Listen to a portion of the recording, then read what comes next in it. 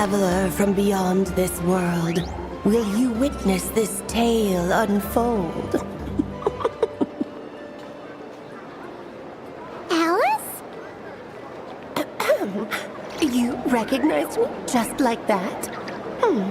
Maybe I need to work on my impression. Anywho, come to Star Sand Shoal. There's a little something I'd like your help with. Well, it wouldn't be Clay's mom without a hefty dose of mystery, huh? Let's go see what this is about.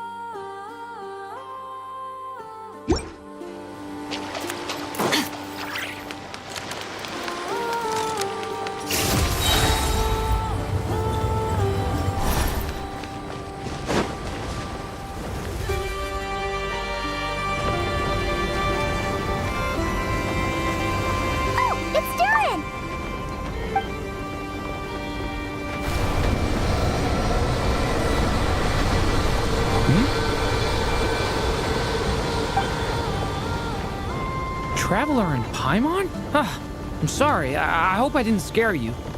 Oh, no, you didn't scare us. Just gave us a little surprise. Looks like you've gotten even more powerful now. I don't know. It just feels like it's gotten harder to control. I didn't mean to strike so hard. I'm so relieved you didn't get hurt. It's all good. We've had worse. No, don't worry about that. It's been very stable ever since I got this body. Albedo made sure of that. What you saw just now is something that only started happening recently. Maybe I'm still acclimating or something. I'm sure it'll clear up over time. Anyway, what brings you here? Did you need something? Well... The day that the writer and the watcher crossed paths was the day that the magic known as storytelling was born. So, she asked us to come. Miss Alice? Oh, you too? I guess I really do need to work on my impression. Well, never mind that. It's been too long, Mini Durin. And please, that's Aunt Alice to you. I have brought you and the Traveler together here for a very important purpose. It has to do with your mom. My mom? Indeed, fairy tale author extraordinaire, Anya Marie Andersdottir. See, I knew this would be right up your alley. Now then, if you'll open the book, I will begin narrating.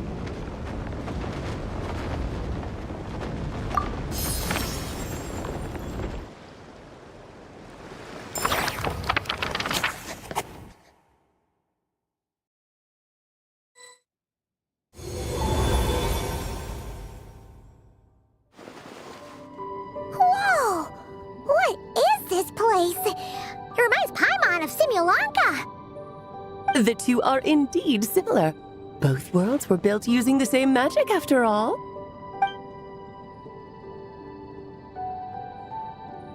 Aha! So it is Alice! Hello, Aunt Alice? Oh, no need to be shy. Just think of me as one of your mother's dearest friends. You keep talking about stories and magic. What's this all about? Simulanka 2.0 or something?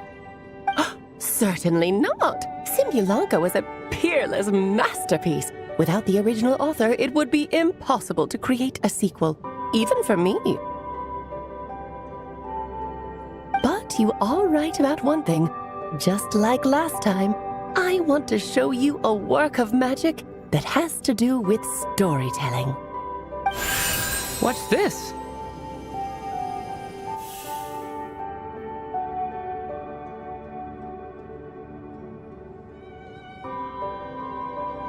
This is your mother's dying wish. My mother's dying wish was a book? Let me answer that with a question. What do you suppose would be a writer's greatest regret? Have you ever read a book called The Little Witch and the Undying Fire?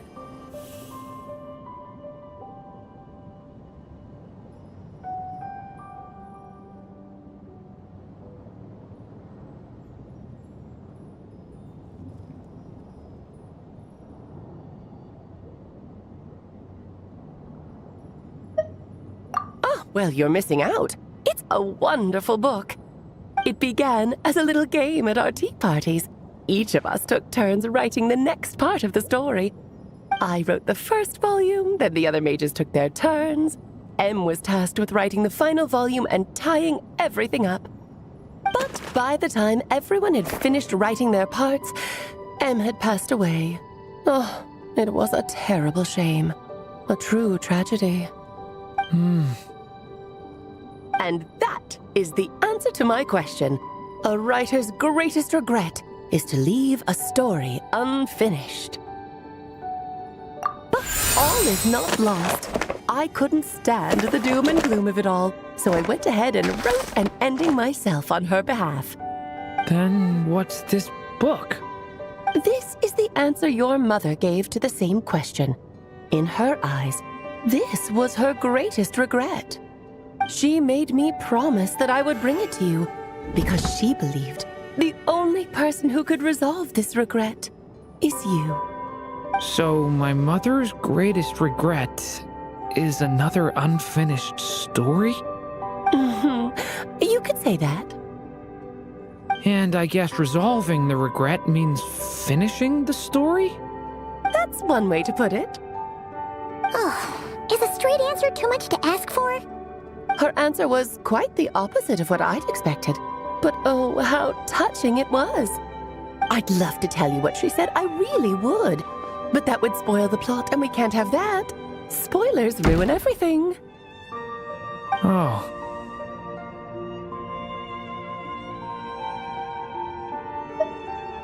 Just think of this task as giving a story a much-needed ending.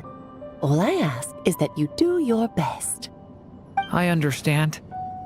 But I only just started learning human script, and I don't have any writing experience at all.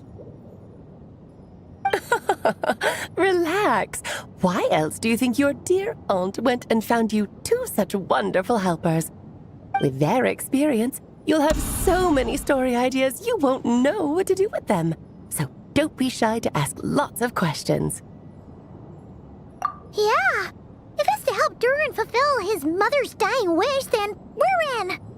Aunt Alice, could I ask, what kind of story was my mother hoping to write? I had a feeling this might come up, but that answer isn't mine to give. You'll have to find it yourself, here inside this book. Don't worry. We'll help you come up with loads of ideas. Yeah, let's find a nice spot where we can settle in and read through this thing. We could even get some snacks, too. Oh, the actual process might not be quite the walk in the park you're imagining, Paimon. Why's that? Because when Em created this book, she borrowed my magic. In other words, it's not a book you can just pick up and read. It's a magical book. Its chapters are scattered through memories of the past. Gather them all, and the book will show you its secrets. So, where are we supposed to find these memories?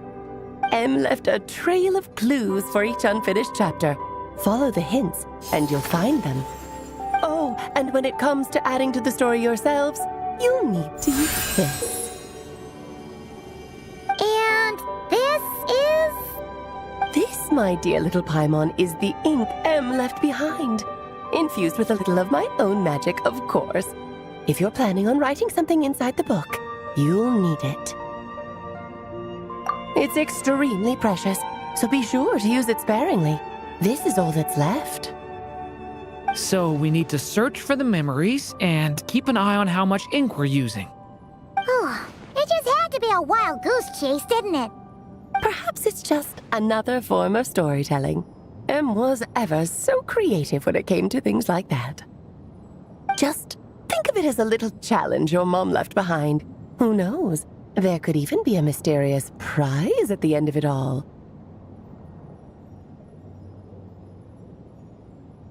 I don't care about that.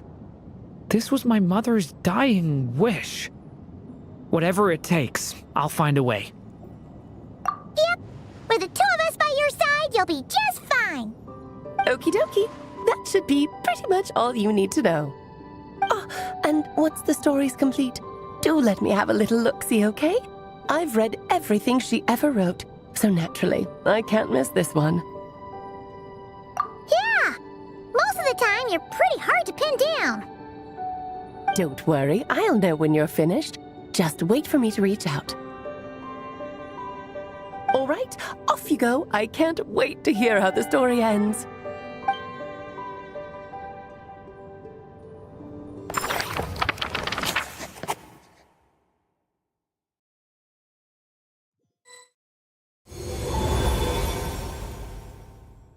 Oh, here we are again. Alice's magic really is incredible, huh? Right. Alice mentioned we should be on the lookout for clues. Huh? A corner of repose for countless tales, watched over by the honor of knights. A place for stories to sleep, perchance to dream of ancient cities and the epics of ages past. There, a witch once spent a sleepless night, and all to bring forth a story yet untold. Find the place I speak of, for it is where the seeds of this story lie. Was that a riddle? Where do you think this mysterious place could be? Hey, you might actually be onto something. Guess that means we need to head back to Mondstadt? I had a feeling that's where we would be headed.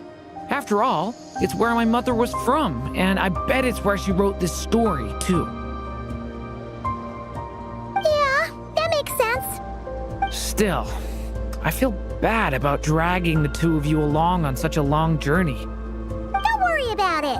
We don't really have much going on right now, so we're all yours. Come on, let's go!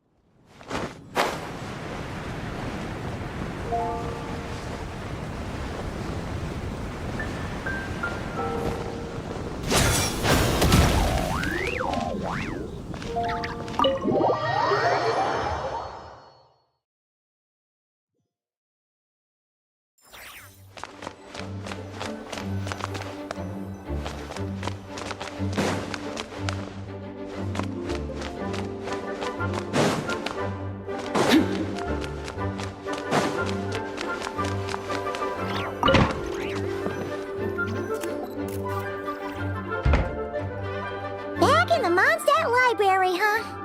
Talk about a trip down memory lane. So, we're supposed to find the seeds of the story, right? What do you think that means? Well, we're in in a library, so it's gotta be books, right? But seriously, there's so many here. How are we supposed to know which ones we need? Making a racket in a library? You should know better than that. Lisa! Oh, sorry about that. Now, who do we have here? Ah, my golden-haired cutie. And my little horn cutie, too.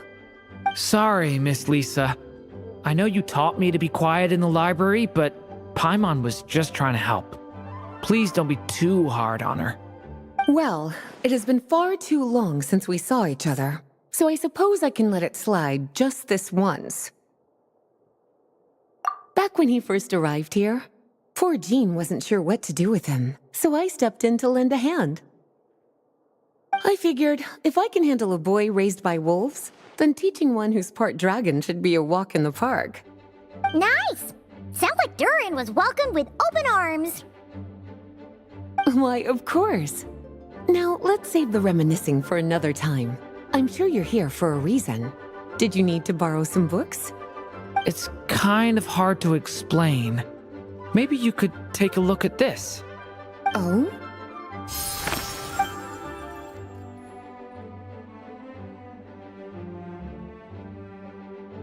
Ah, I see.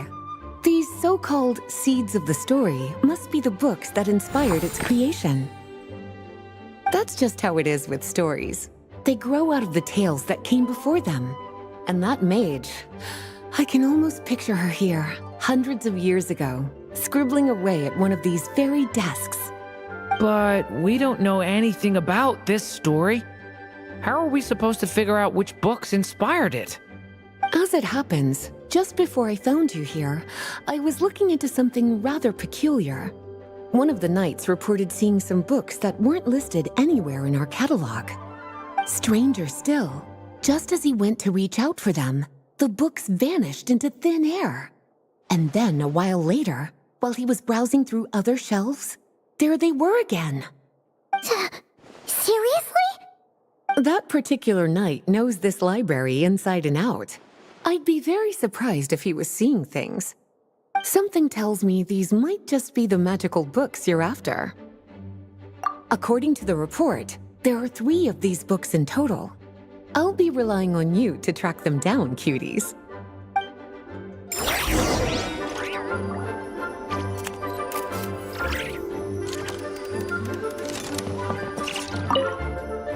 Well, did you Seems like there's still some missing. Why don't you try checking the other shelves?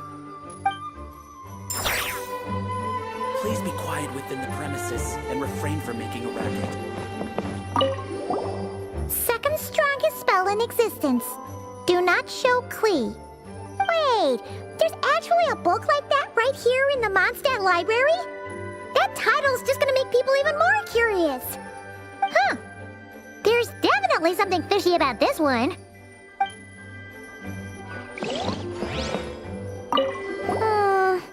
Let's hang on to this one for now. Could be one of the ones we're looking for. It's one of M's, after all.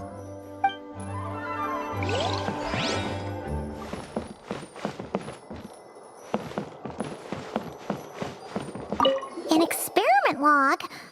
Looks like part of the title's been erased. There's something seriously suspicious about this book.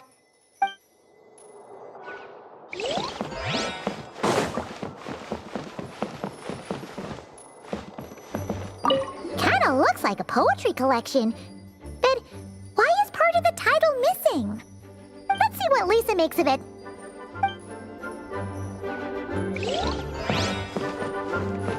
Oh, wait! Did Klee write this one?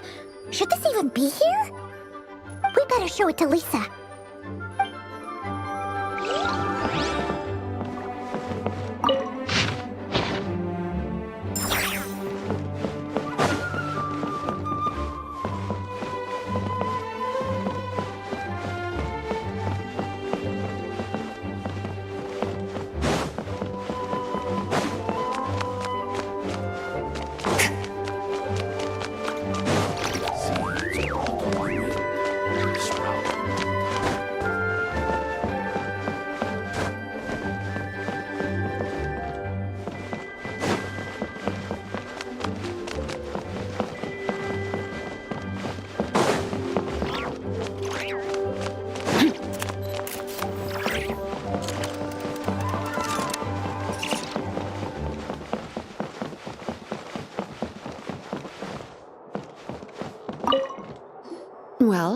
did you manage to find them?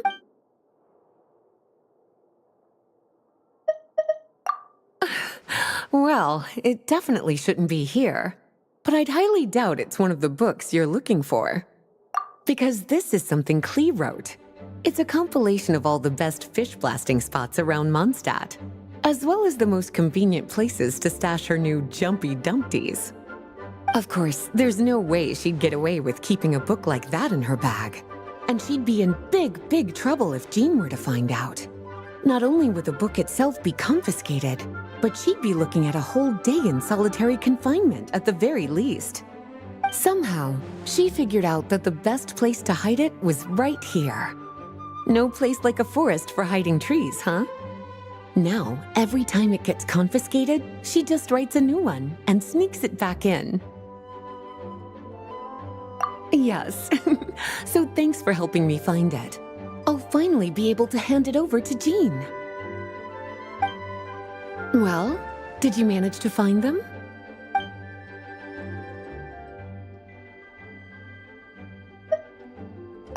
Truly extraordinary, and certainly not the kind of thing that should be just lying around. In fact, Miss Alice gave strict instructions about it. So, it's some kind of book of spells? Paimon's guessing magic this powerful should be kept a secret. It's true. This book does contain one of Miss Alice's spells. But honestly, virtually no one could actually pull it off, even if they tried. The only reason it's even meant to be in the restricted section is because we can't let Klee get her hands on it. After Klee was born, Miss Alice advised us to seal it away. She even added that little subtitle herself. So, it's to keep it away from Klee, huh? Does that mean she could use it to cause even more mayhem than she already does with Jumpy Dumpty? No, that's not it. As Miss Alice herself put it, letting Klee see it too early would spoil the surprise. Well, did you manage to find them?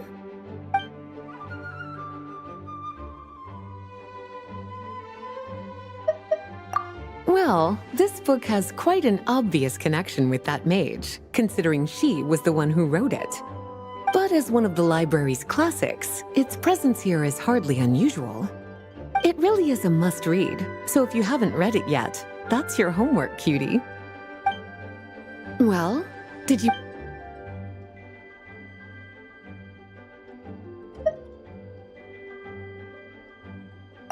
Yes, this is a restricted book, all right.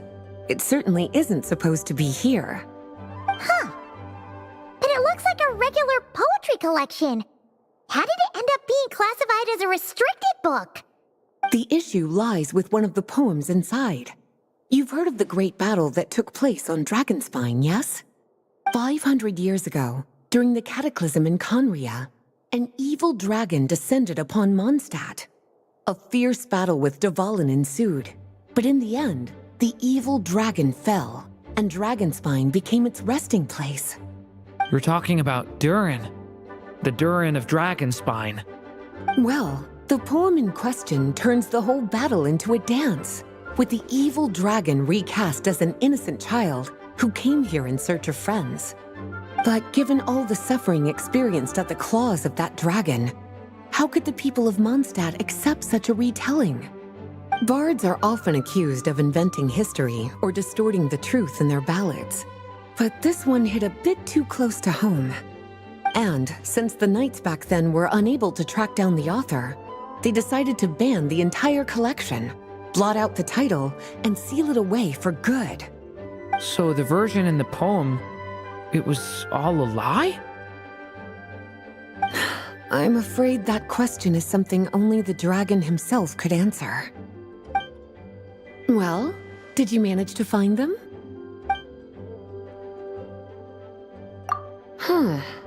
This book definitely doesn't belong here. Yeah, we could tell just from reading the title. Albedo was the one who brought it in. He suggested I place it on the restricted list and keep it sealed away. Why? He said it's full of forbidden alchemical formulas, some of which could even result in the creation of dangerous monsters. Apparently, The danger it posed was so great, he didn't even feel like it was safe to carry around or keep it in his workshop. Really? Definitely sounds like it shouldn't be here then. Still, if that mage read this book too, it must have been written a lot earlier than I'd imagined.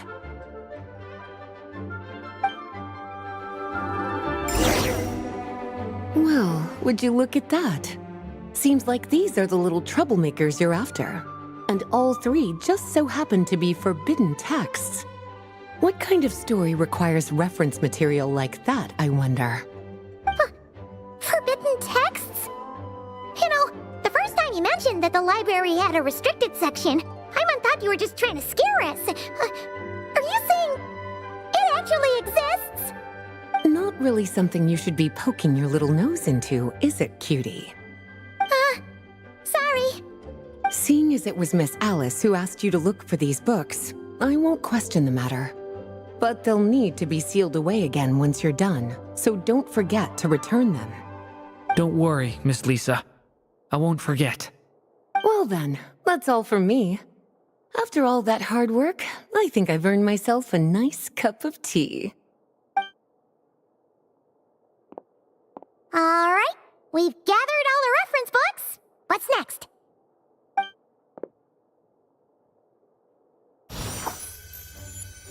Wait, look!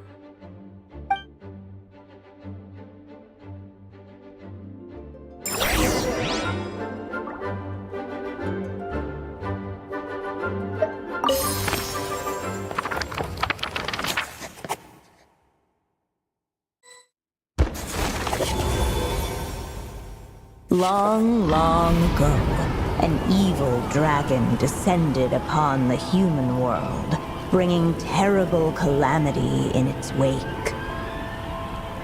Bravely did the people resist, until at last, the dragon lay slain. Later, a witch with a love for stories came upon the tale of the evil dragon, and for reasons she could not explain, felt a pang of sorrow on its behalf.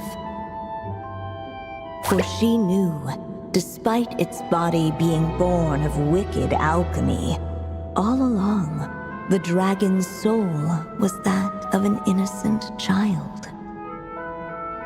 Right up to the moment of its death, it had no choice in becoming a vessel of calamity, nor could it fathom the cruel fate that lay before it. Though the witch had a love of stories, she was not pleased with how this one ended. No, that won't do, she thought. I'll write you a better ending instead. And so she set off to do just that, borrowing a little magic from her friend. With it, she wove a dragon's egg, resolving to rear a dragon child of her own. Yet long in thought she lingered, wondering what kind of world her little dragon ought to behold upon waking.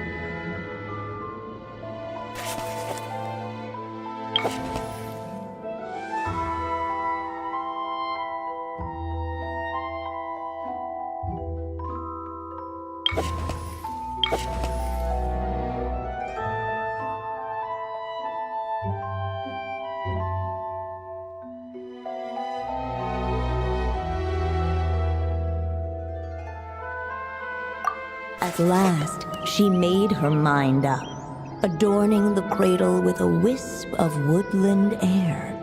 Then, she quietly waited for the egg to hatch.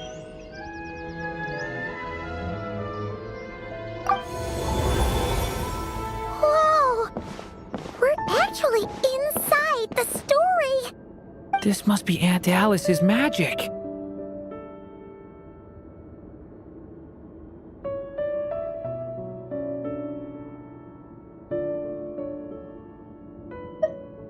Yeah! A story about me? Why don't we just see where the story takes us? I'll we know is the beginning at this point. Okay. And now a golden-haired traveler, a silvery sprite, and a dragonborn youth step onto the stage. What new chapter will their arrival bring?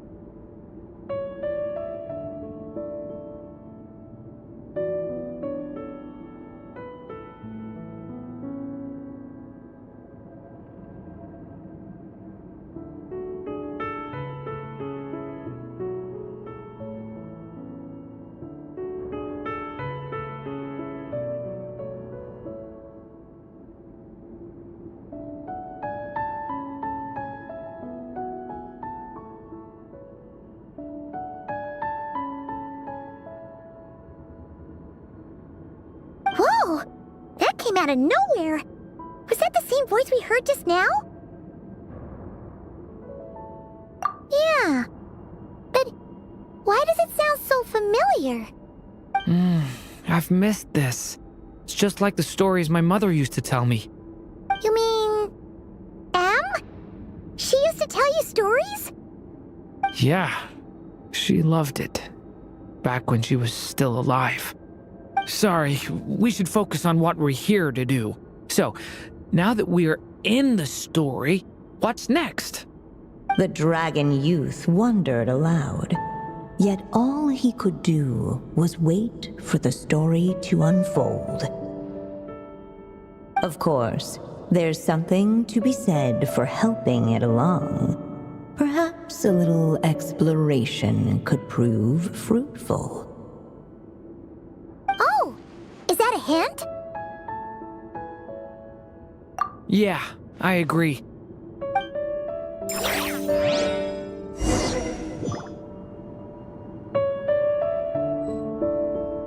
For a moment, the story crashers fell silent.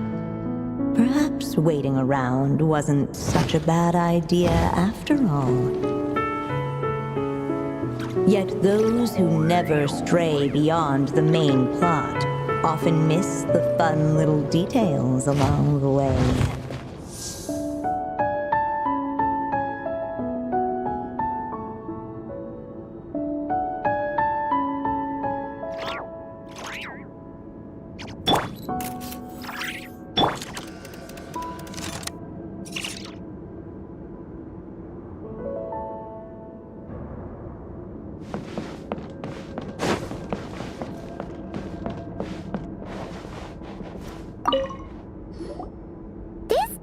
Doll is meant to be the witch in the story, right? Wait a second. All the people we've seen that look like that turned out to be mages from the Hexen Circle. Do you think the witch in this story is one of them too? My mother had a hat just like this. Then, the witch must be M.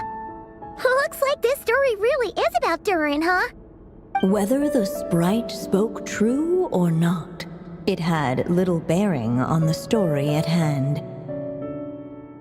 For in that moment, what mattered most was not that she was a witch, but a mother waiting for her child to hatch. Let's keep looking.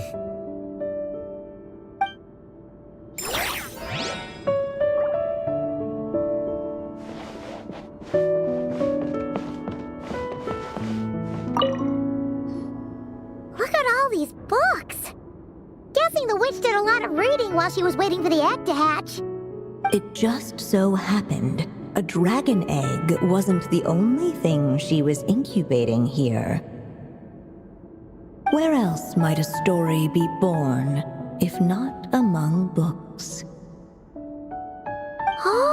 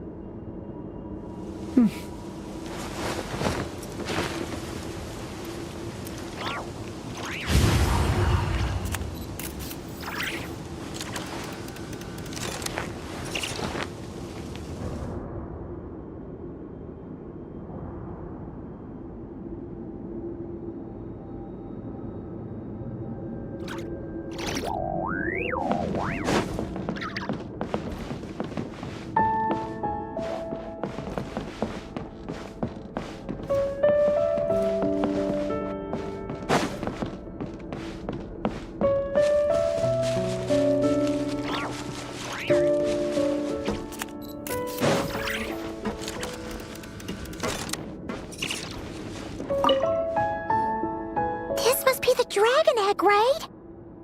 Looks like it's gonna hatch any moment now. So we've got a dragon egg about to hatch, a witch who loves stories, and that evil dragon we heard about at the beginning. Yep, it all adds up. This is my story, isn't it? Okay, so how are we supposed to help the story along? It feels like all we can do right now is wait. Apparently, it hadn't dawned on the group to look for a way to help the egg hatch faster. Oh, right!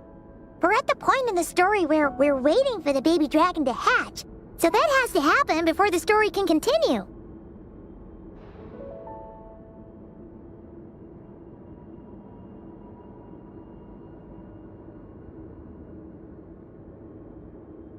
With the flames at his command, perhaps the dragon youth might be able to provide the egg with sufficient warmth.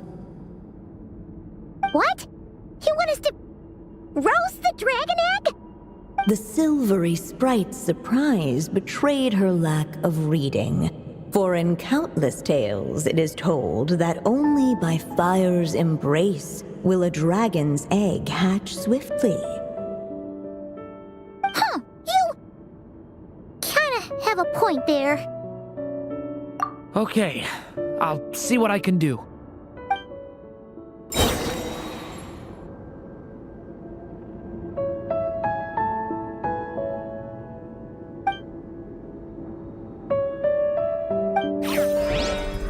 I still have so much to learn about human interactions. The story has only just begun! Let every unborn life be welcomed with tender anticipation, and may that warmth stay with it for a lifetime.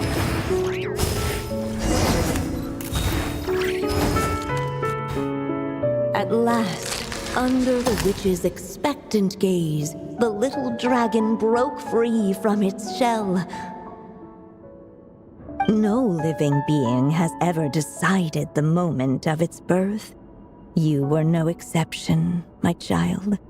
I brought you into being because I willed it so, just like the witch who created that evil dragon. But I promise you this. Your birth was wanted. You are loved, and you will have a different fate than the dragon that came before you. You've never told me those things before, but for some reason, I always knew.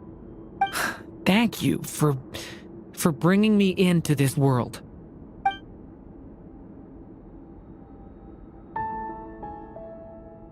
The waiting witch did not feel lonely, for she had 3 visitors by her side.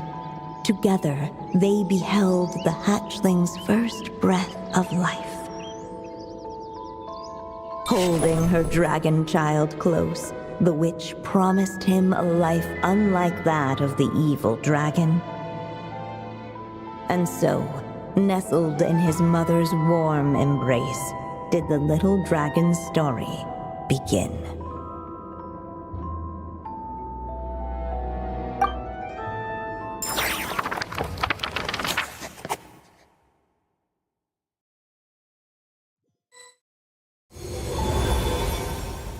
Wait, isn't this Mondstadt? Looks like we're back in the real world.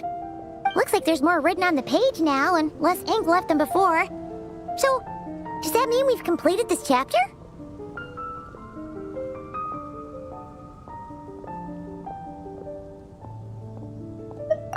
Yeah, but why does M seem to think that the story isn't finished yet? Durin broke free from the curse, came into this world with a new body, and even made a bunch of new friends. That already sounds like a happy ending to Paimon.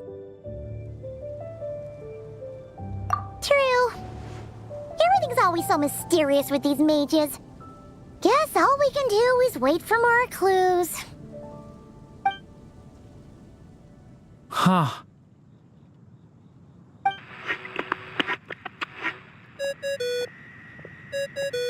Is this thing on? All right, that should do it. Hey! That's Alice's voice! Hello there, children. If you're hearing this, you've stumbled upon the little recording I left for you. I thought you could use a few hints about how the book works. By now, I'm guessing you've already begun to leave your mark on the story. You should know, however, that the book needs time to absorb the ink, so the next chapter's clues won't show up right away. Wait, so even magic ink needs time to dry? The good news is, you can return to any chapter you've already completed and continue to explore the mystical, magical storybook world you helped create. Have fun, dearies. Toodles! Aw, man! Paimon was so ready to knock this out in one go! Maybe it's for the best. Sooner or later, we'll end up being whisked off to another world again, and if that happens, who knows when we'll be able to come back. So it might be good to take a break while we can. A break. Yeah! Paimon has a sudden craving for the good hunter's sticky honey roast. And we happen to be in Mondstadt, so... So let's meet up here later. I need to find Miss Lisa to return those books anyway.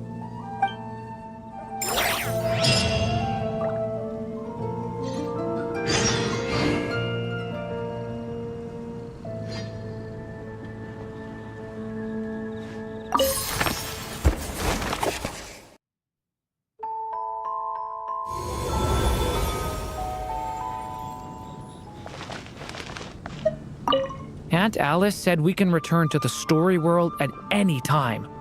If you feel like checking it out again, just come find me.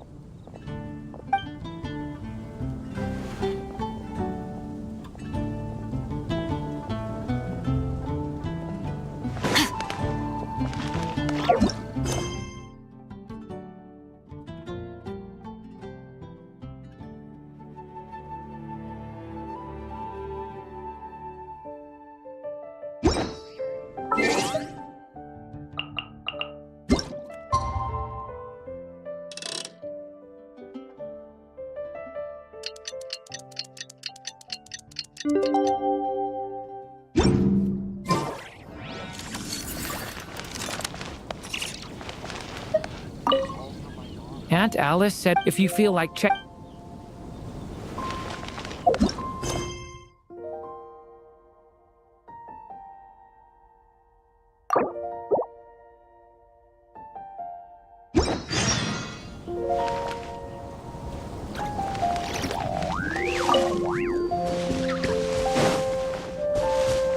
I'm gonna sing it one more time.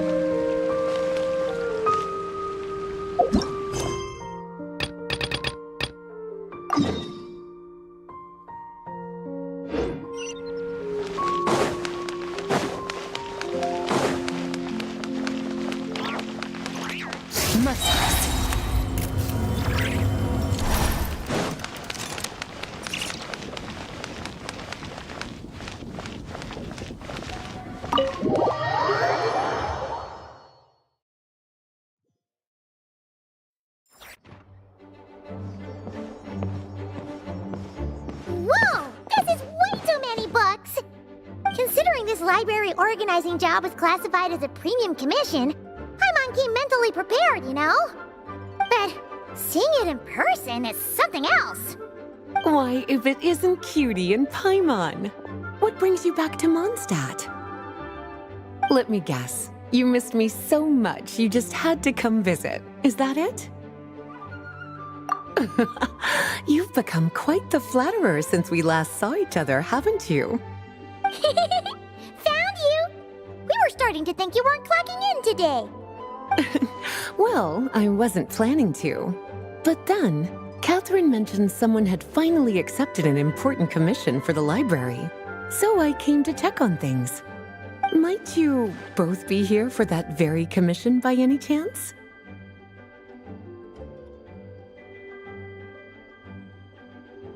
Ah, music to my ears. Now, as you can see, a certain anonymous benefactor has donated a large amount of books to us.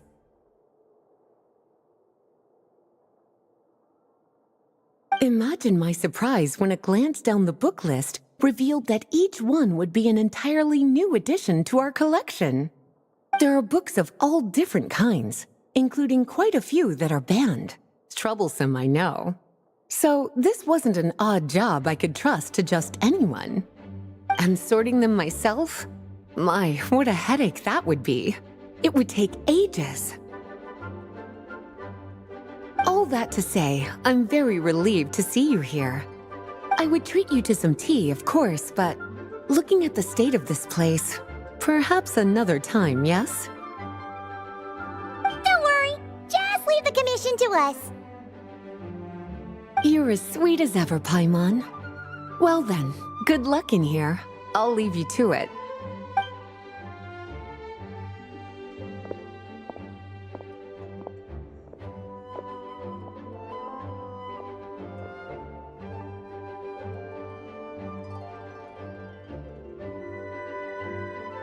Finally! We made it to the last stack!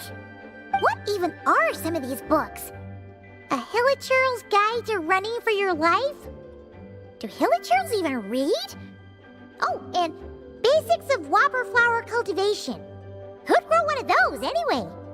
And what's this one? The Little Witch's Dictionary? Huh. That title's kind of suspicious. And didn't we already sort this area? Did you notice it earlier? Huh. Well, witches always make Paimon think of, you know...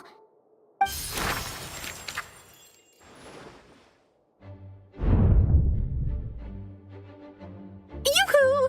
Looking for me? Alice? How did you get in here? You must not have noticed, Paimon. I wasn't the one who barged in at all. When you opened that dictionary, you entered a mage's domain. What? Ugh. Paimon knew that book had issues. Have you ever read the storybook, The Little Witch and the Undying Fire, by any chance? No matter. At least in name, this book was written as a dictionary for the other one. The actual contents of the two aren't related at all, though. Ugh. That explanation makes things even more confusing. Oh dear. Where should I begin? You know the promise the Hexen Circle made to Varka at the Tripartite Conference, yes? Namely, that in Mondstadt's greatest time of need, the mages would return and lend their aid to the nation. Well, waiting around for danger to descend upon the land isn't exactly our style. Rather than a scenario where we jump in and save the day out of nowhere, it makes more sense to lay the groundwork over time. That's how Em put it. Besides, who knows when such a crisis could occur? It could be in the next life, or even tomorrow. Preparation is crucial. So, I gathered the mages together to write this dictionary. Of course, it had to be under the guise of being related to that storybook. Otherwise, I would never have been able to get them in one place. Well, we looked into Barbie's scryglass and came up with a series of tasks tailor-made for the people of Mondstadt. They're all in this dictionary. Striving toward a common goal, overcoming obstacles alongside trusted companions, becoming better versions of ourselves. That is the best defense against what dangers could lie ahead. Oh, you make it sound like something bad is actually about to happen. Now, I never said that. But still, we are talking about trusted companions here, Paimon. And when we speak of a person who could be considered a friend to all in Mondstadt, I'm afraid the pool of options consists of but one. Wait, the huge book donation? That was just an excuse to get us here, wasn't it? We had to spend ages sorting through them, you know. Oh dear, I never could have imagined you would need to go to such trouble. Uh-huh. Sure you didn't. Well, this is an important book. I couldn't just bring it into Teyvat without taking any precautions. Much better to hide it in plain sight, you see. That's why I donated all those other books to the library. Besides, it's not like this is a bad thing. Just think of it as an excuse to reunite with old friends. And as a favor to your dear Aunt Alice. Okay. If the goal is to help the people of Mondstadt, then we're in. We'll take the dictionary. And the next time we run into our friends, we'll pass your tasks and stuff along, okay? Wonderful. Then I'll let you get to it. Have fun!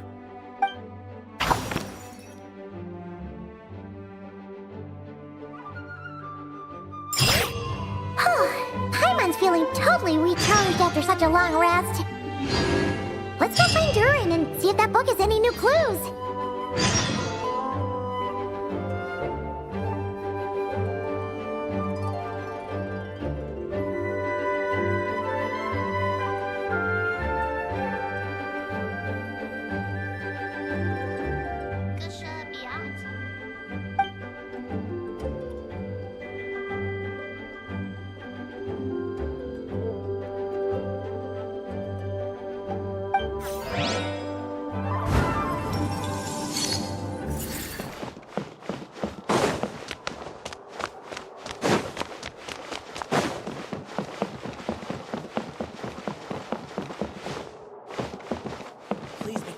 within the premises. Oh, you finished sorting already?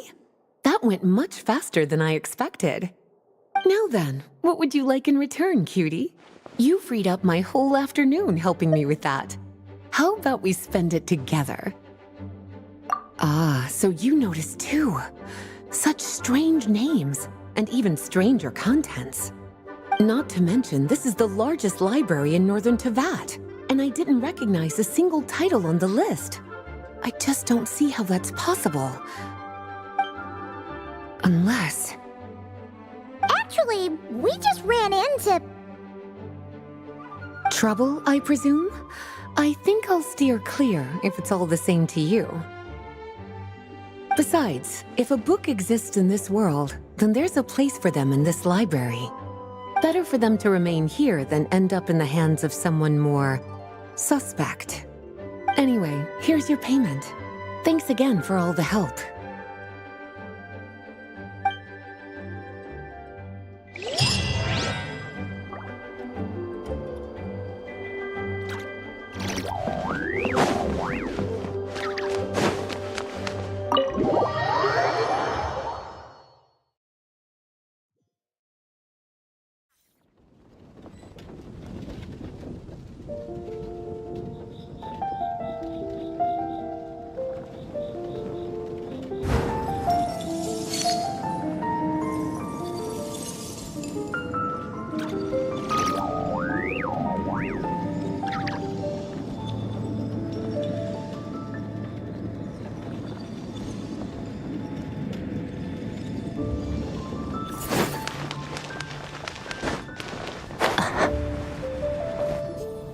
Hey, Durin!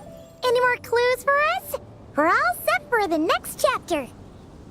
Yeah, I was just about to come find you. Let's see what it says. Now sprout to life the story's seeds, stirred by wind-borne melodies. Then on that breeze the music leaves, fading into distant memories. Seek the place where wind and tale entwine, and once there, make 3 riddles into verse, and 3 melodies into song. For in poetry and song will this story start to blossom. Come on! Another riddle? All that talk about wind and melodies? What do you think the answer could be? Oh! Care to elaborate? Wind, music, poetry. Tone-deaf bards gotta know the answer. You mean Lord Barbados? Albedo introduced us when I first arrived in Mondstadt. I mean, someone like me was bound to catch his eye sooner or later. It's better that it's out in the open anyway. Now, how should we track him down?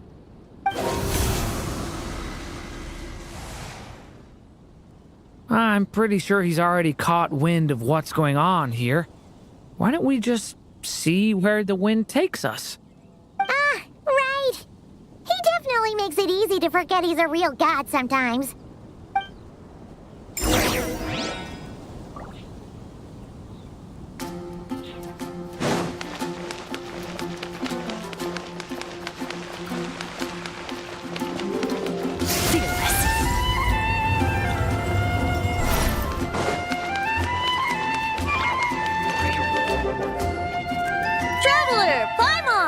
What a sight for sore eyes! Ah, and the little dragon from the fairy tale world. I heard your voices calling out to me on the wind. Something about needing help with a riddle? Sorry to disturb you, Lord Barbados. Disturb me? Not at all! To tell you the truth, I'm just as curious about this riddle as you are. Let me take a look.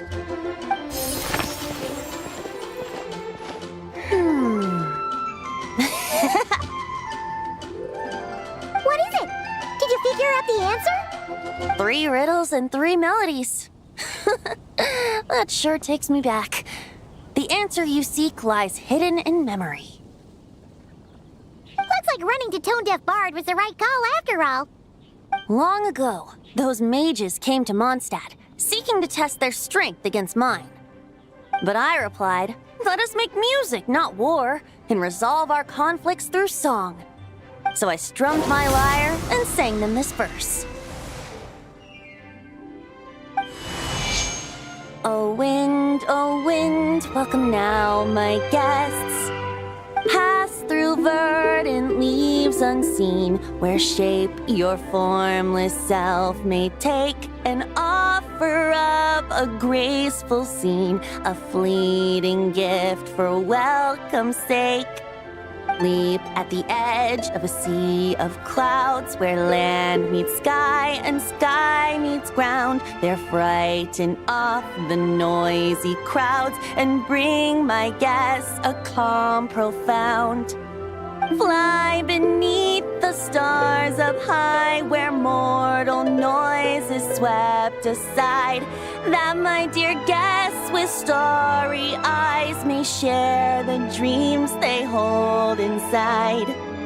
Now go to where I vowed to keep a quiet spot for them to sleep.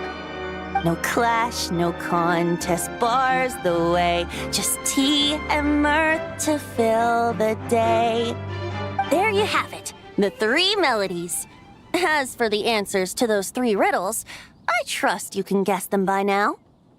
The woods, the edge of a cliff, and the sky? Correct! Funnily enough, your mother was also the first to solve it, all that time ago. There must be some kind of special rapport between those who write stories and those who sing them. The woods, a cliff, and the sky. Oh! So that's where it is! I suppose the spot that answer points to is where you're headed next. You should know, after solving my riddle, the mages even accepted my proposal and made that location their official meeting spot.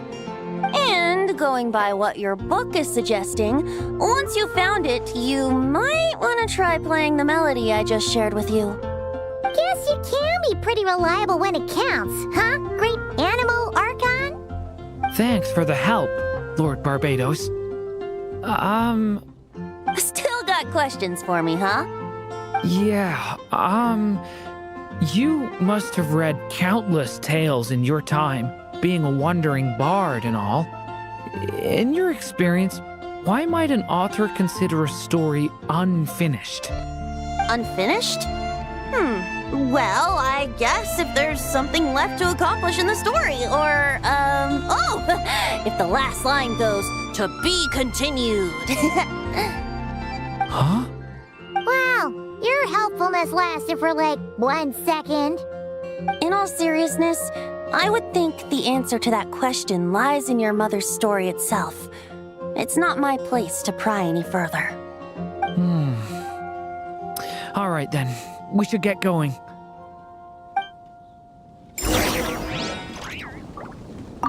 I wonder when their next meeting will be.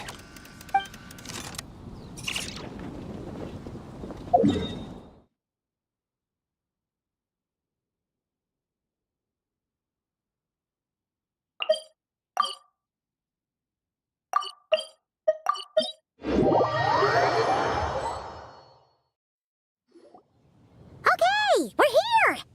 Now, we just need to play the 3 melodies, and we should be able to gather the memories for the next chapter, right? A musical performance? Huh. Out of all the things Miss Lisa has taught me, that's the one I'm worst at.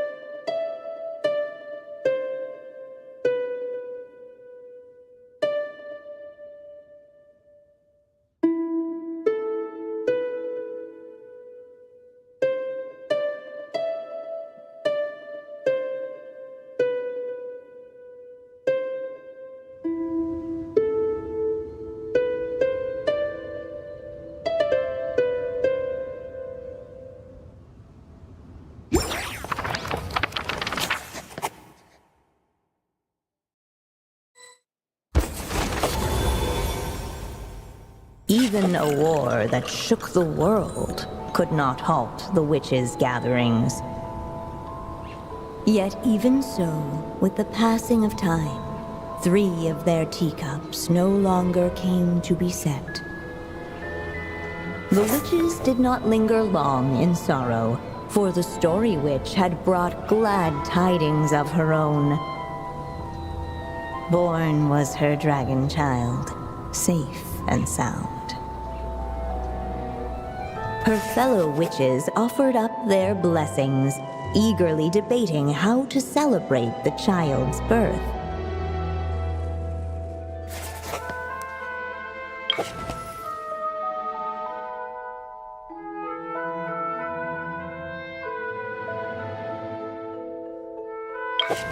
In the end, they settled on the most vibrant balloons they could find. After all, what could be more joyous than the arrival of new life? And so, the witches' gathering turned into a birthday celebration.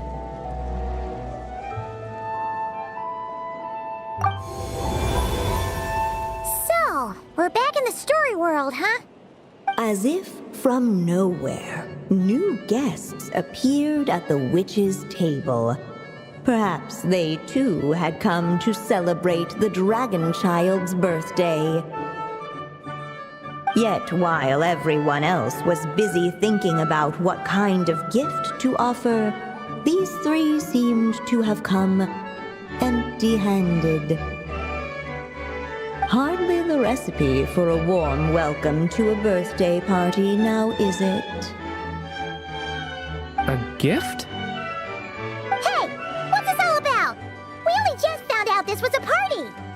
While the guests voiced their complaints and grievances, perhaps they should have been wondering what kind of gift to give instead. So, we need to bring a gift to advance the story? But where are we supposed to get something like that? Perhaps it would be a good idea to have a look around. Why didn't you just say so?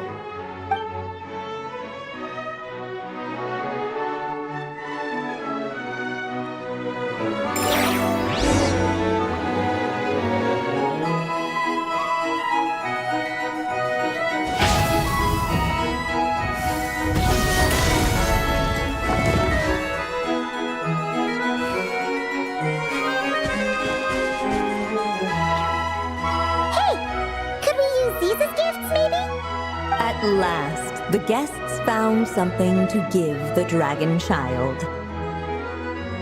Guess that's a yes then. Which one should we go for? Still, the guests wondered, what kind of gift might the little dragon really want?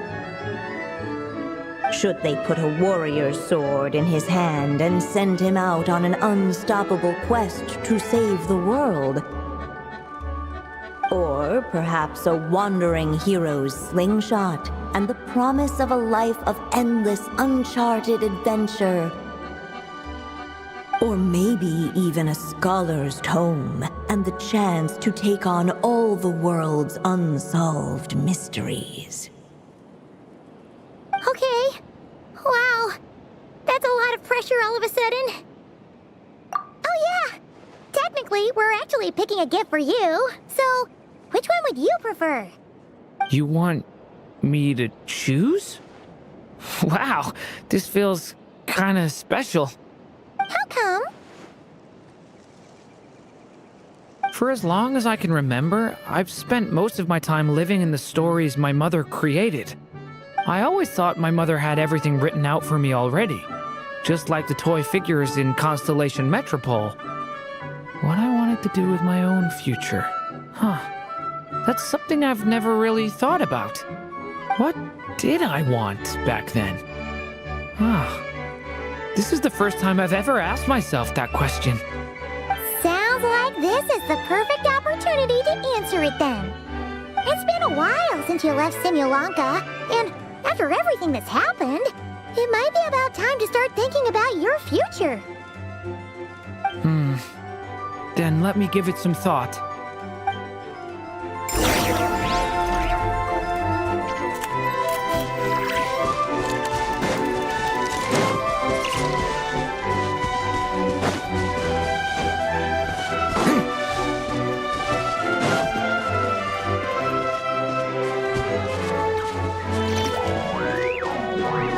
The witches went on chatting away, ignoring the empty-handed guests.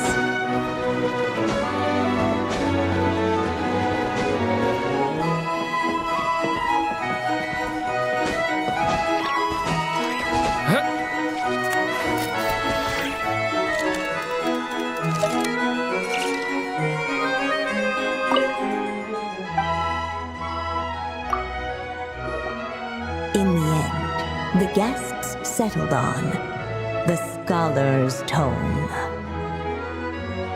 So you're the scholarly type, huh? I just feel like I should learn more about the way the world works. What makes you say that? I'll give you an example. Did you know that in Mondstadt, using fire to catch fish is a punishable offense? I thought she was just teaching me regular hunting techniques. It was only after Master Jean caught me and sent me to solitary confinement that I realized I'd misread the situation. So much of what's considered common knowledge in your world just wasn't in Simulanka. So I have to learn, or I'll keep causing trouble for everyone else. Paimon's not sure that counts as common knowledge.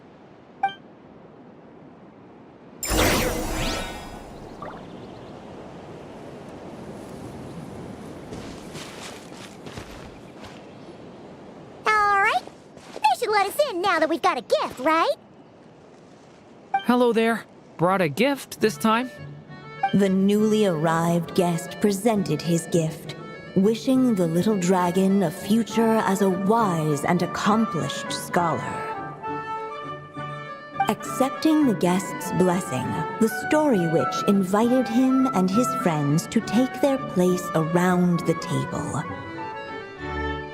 Finally, she could introduce them all to her dragon child, telling all in attendance about the moment of his hatching, and of course, the name he'd been given.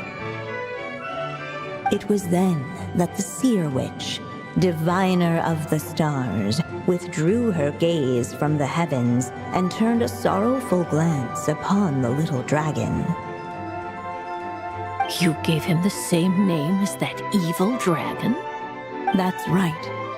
But the life I intend for him shall be very different. What folly to love so blindly. For as you must know, a name is the mirror of destiny itself. He who bears an evil dragon's name must also inherit the fate of its previous owner. His fate has been foretold. Then I'll rewrite it. The witches at the table fell silent, for they knew the Seer Witch's words had never once proven wrong. Yet, just as clearly, they recognized the Story Witch's resolve, for there is scarce a force in this world more fearsome than a mother's love.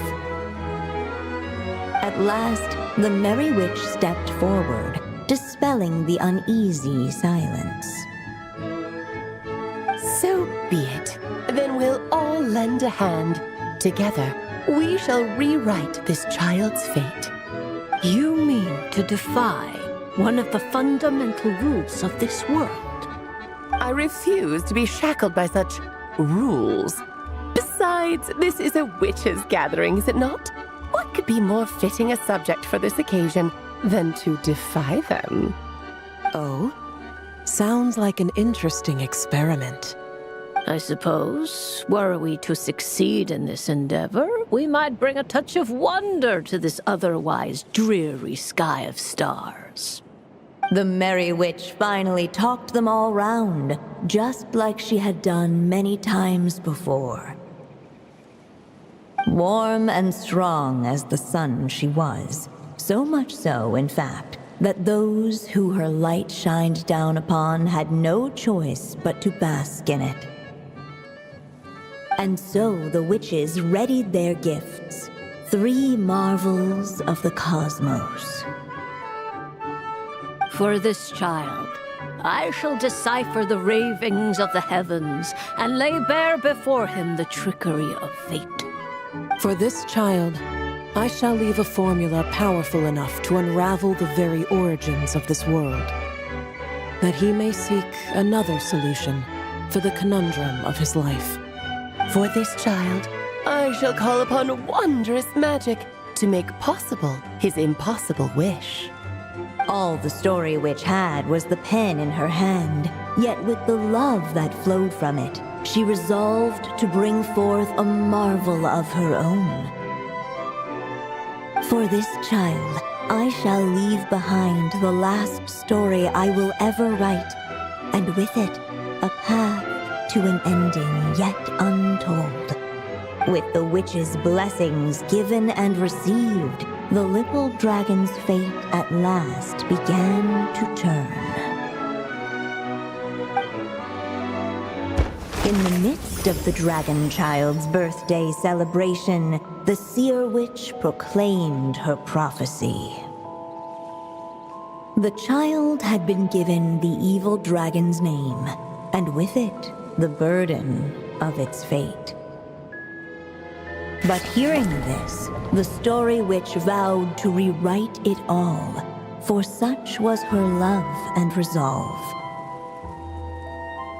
And so the other witches offered their gifts in turn, marvels as rare as any in the cosmos. Together, they sought to test one of the fundamental laws of this world, in part to support a mother's love, and in part to sate their own curiosity. Oh, and I almost forgot. Our new guests came bearing blessings of their own. Who knows? Perhaps this extra dash of wisdom might be all the little dragon needs to change his fate.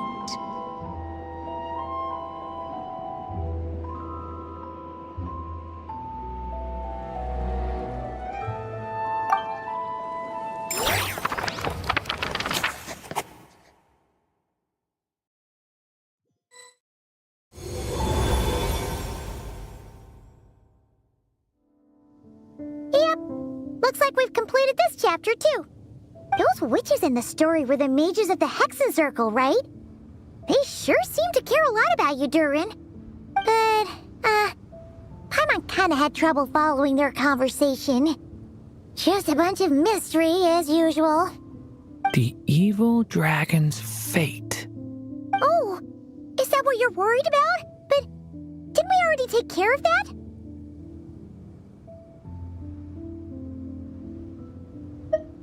Ah, the mages must have had a hand in that, too. Also, I was just thinking, which part of the story are we even meant to be completing? Oh, it feels less like we're filling in the gaps and more like we're adding something new altogether. But we use the ink, right?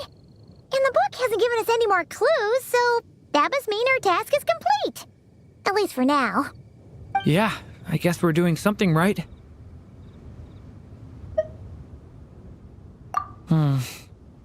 Maybe I'm overthinking things.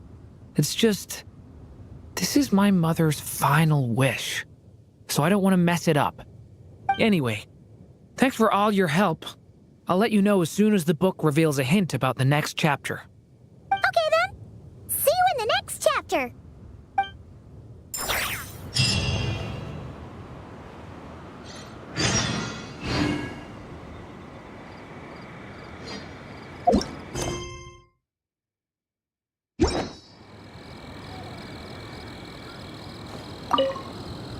I think I'm gonna stick around, take my time reading through this book.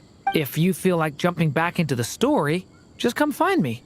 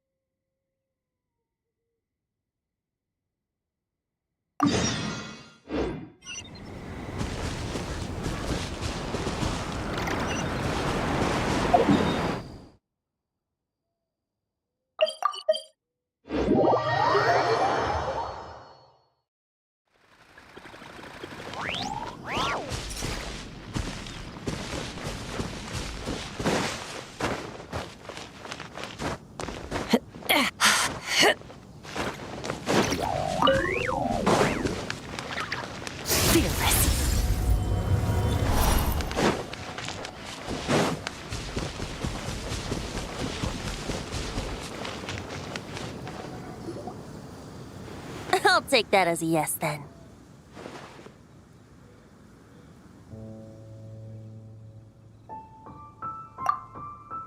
Ah, finally, you're here! Do you have a message for me from someone by any chance? There's not a single prophecy about you in that dictionary. That's what you were about to say, right? Oh? One moment, then.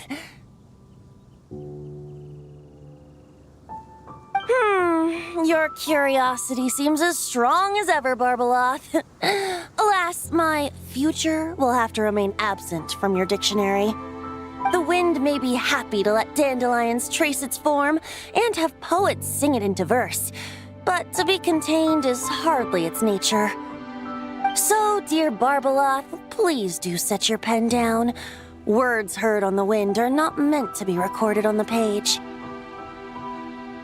If you're truly interested in this legend, allow me to fashion it into a poem.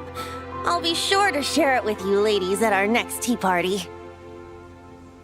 Barbeloth has always been a reasonable person, and I believe she heard my request.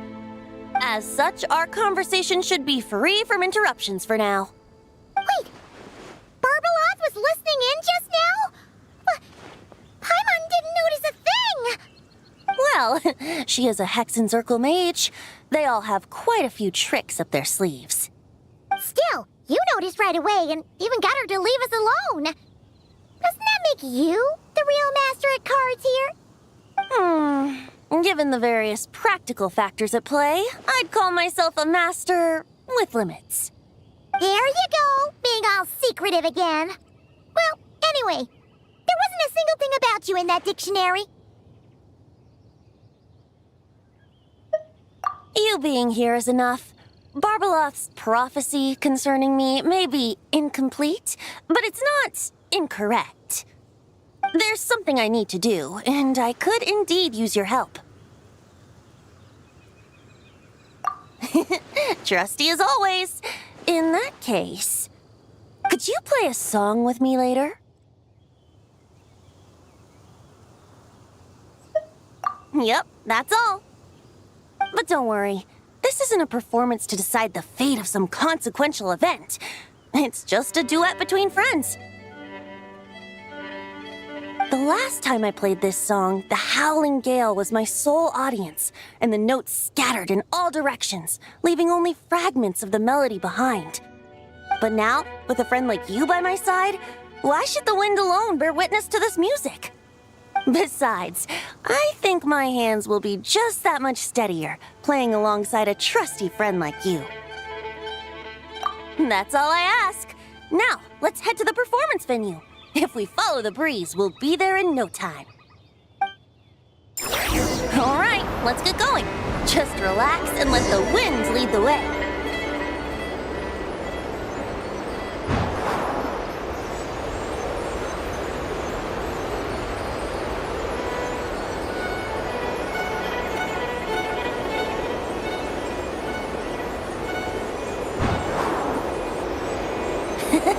No need to hold your breath.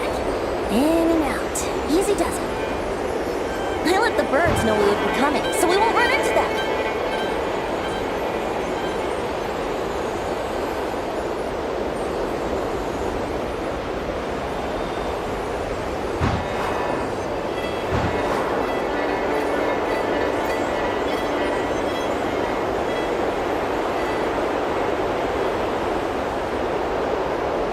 Don't worry. It's just a little ocean spray. You won't get soaked. Ah, the delightful sea breeze. Go on, breathe it in.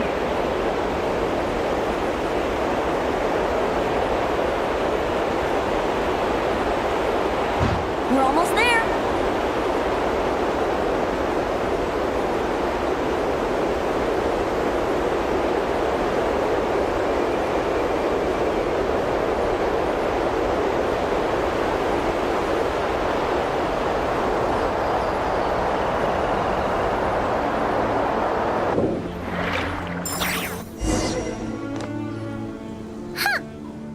This island looks kinda familiar.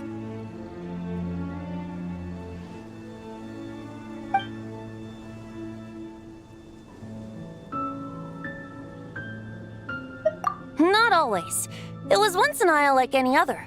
An ordinary, unassuming aggregation of sand and gravel. That is, until seeds of stories were brought here by the wind and cultivated by time. And in due course, the wind brought forth new tales, and time caused them to grow into legends. So with that, allow me to welcome you in truth to this island favored by time, traveler. This is the place where time and wind met in the distant past. Whoa, whoa, whoa! You suddenly sound so serious, Tone Deaf Bard. Paimon's not sure she's following this conversation anymore either. Fret not, dear Paimon. The best stories always start with a bit of suspense and intrigue. I told you about this before, remember? About how I encountered Time at the Thousand Winds Temple and received some help? Well, it was because of Time's help that those first winds of freedom were able to blow so strongly. But forceful gales like that are most suited to wiping things clean, not helping things grow. So, after a few crises in Mondstadt were resolved, I made the winds gentler.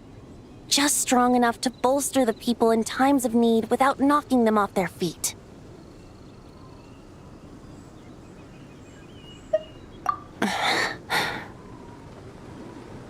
Shadows gather in the distance.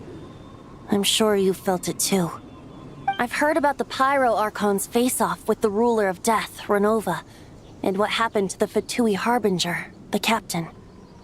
And that's not even mentioning how abyssal activity has been encroaching closer and closer to Mondstadt. I fear the impending crisis may be beyond what humans alone can solve. In light of that, I need to be prepared. It is the Anemo Archon's duty to intervene in times of need. As such, I, Barbados, will bring forth a wind strong enough to disperse whatever storm lies ahead. But if I whip up a gale of such strength in Mondstadt City, it would just turn the place upside down. Clothes, hats, the flowers that rest on people's balconies. That's why I chose to do it here. A place where I once offered an ode to time. Who knows? Perhaps time shows this island special favor precisely on account of my lovely, lovely music. Wait, so is this place really that special? It sure doesn't look like it. There's a tide that ebbs and flows, and a bunch of birds that come and go. It just seems normal. Time's impact on things isn't limited to what the eye can see. Think of it like a ripe sunsetia. If the outer peel remains intact, it's nearly impossible for the average person to tell whether the fruit inside is ripe. But even the tiniest hole in said peel will cause the fruit to rot, starting from that spot. Nestled in the hands of time, not one blemish marks this island's peel. Thus, time's influence on its very essence remains hidden to all. At the most fundamental level, of course, all things that lack time's favor will be erased at some point.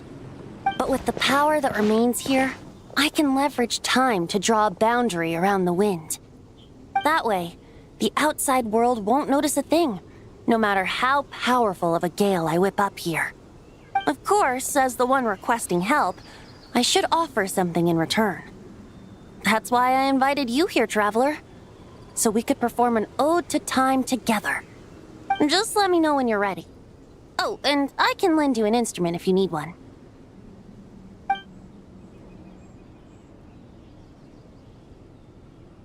Great.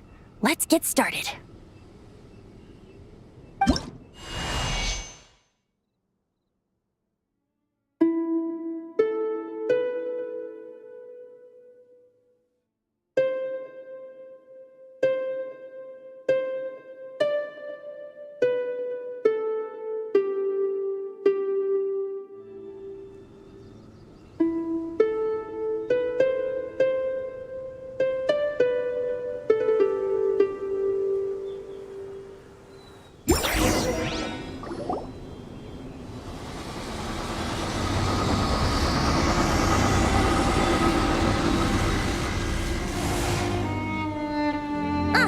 Looks like our music has moved some in our audience to step on stage.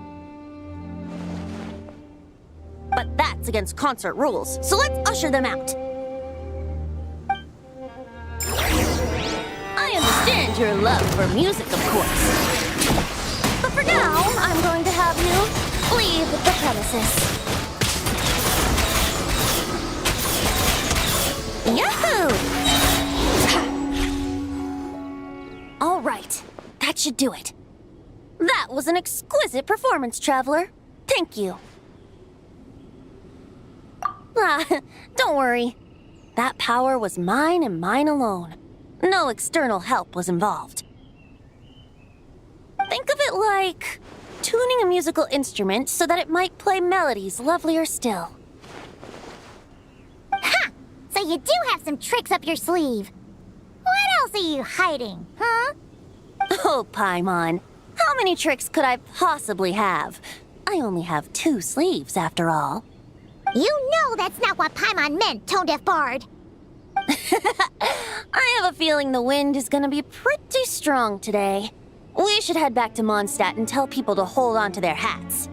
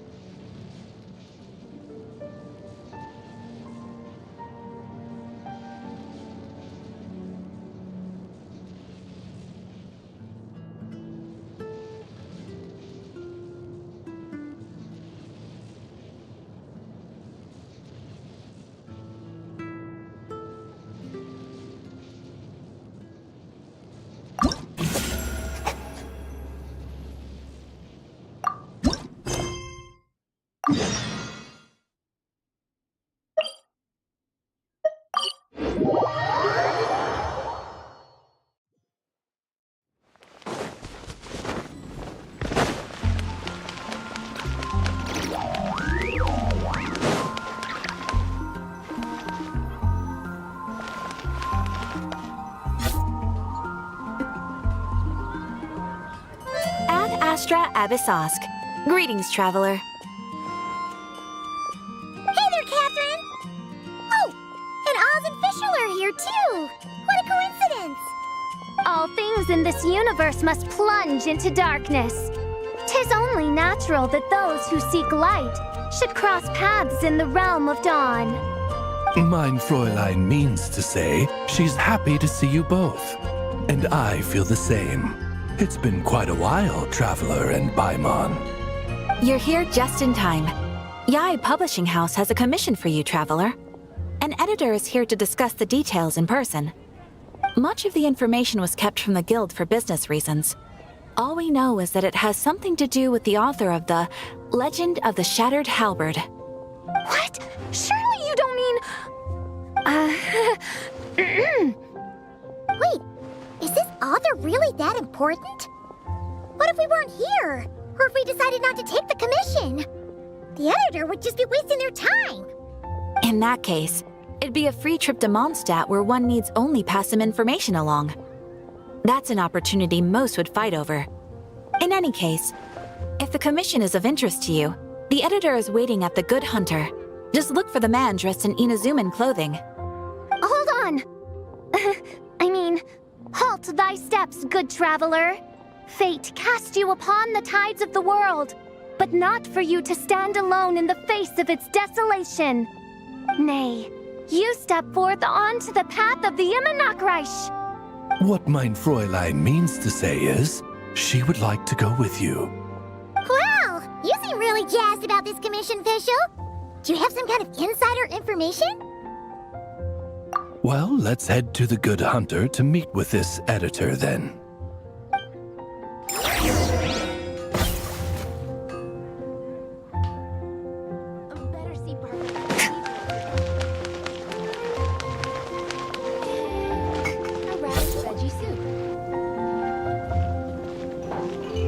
Alright, let's see who lucked out and got this free trip to Mondstadt. Wait, you're Shing. Genu's editor, Onodera. Traveler, thank you for all you've done for us in the past. I come here today with a commission from Lady Yai, with which I'd like your help, should you be willing. Oh, and might I ask who this person dressed like Princess Fischl is? You have the pleasure of speaking to our eminent person, Fischl, Prinzessin de Vertelung. Mein Fräulein means to say that her name is Fischl, and that she is most pleased to meet you. Yep, this is Fischl. She's a reliable adventurer, and she's here to help. Yeah, I, kinda got that the first time. Since thou hast learned my name, understand this. To speak it is to be absolved. Praise it, therefore, and thou shalt earn thine salvation. Mein Fräulein means to say, she... Ah, I see. I completely concur, my lady. Remembering names is simply basic etiquette. And if you might lend me succor in solving this problem, I shall indeed praise your names to the heavens above. As many times as necessary, in fact. You understood Fischl language before Oz could even finish translating. Well, let's get down to brass tacks then. Now, have you heard of the author Mr. Nine? He's famous for writing the Legend of the Shattered Halberd. Flowers. What was that, Mein Fräulein? Flowers for Princess Fischl. That's what Mr. Nine is actually famous for. Mein Fräulein means to say, even should the creator be cold and unmoving, the Prinzessin and her Immernachtreich's resplendence might yet compel them to weep. Well, sure. The author of Flowers for Princess Fischl, Mr. Nine. He sent a letter from Nodcry asking for help, and he seems to be in bad shape. So ask the Adventurers Guild or a local mercenary to find him. Seems pretty simple to Paimon. Where it's so simple. But here's the problem. We don't know anything about Mr. Nine. What he looks like, how old he is, where he's from. He's only ever communicated with us via letter, from addresses all over Teyvat. And he's never showed up to our annual meeting or events. Not once. So, what are we supposed to do? Well, we'll need to investigate Mr. Nine's identity, that's for sure. We did a bit of digging ourselves, and we realized that ever since completing the Shattered Halberd series, Mr. Nine's handwriting began to change.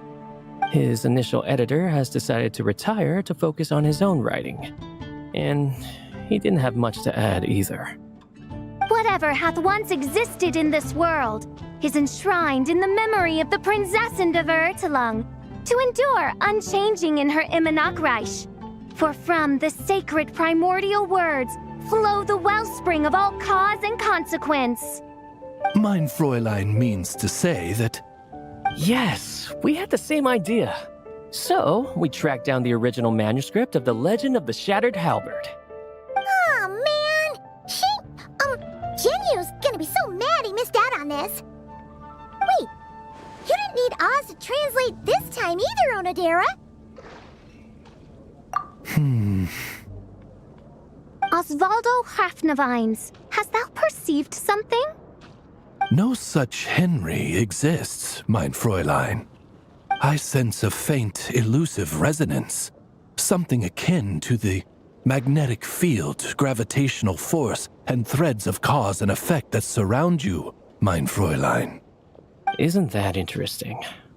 Well, in the end, our only takeaway was that the design and craftsmanship of the paper point to it coming from Qingce village in Liyue. Huh. Could Mr. Nine be from Liyue then? No, wait. If we're talking authors from Qingce village specifically... No, it couldn't be. Could it? Chong the Ninth? Ah, I've heard of him. He won a Best New Author award for the first apprentice of Guhua. It matters not. Though the Saint of Tears and the Saint of Atonement perform manifold labors on divergent principles, their power flows but from a single source.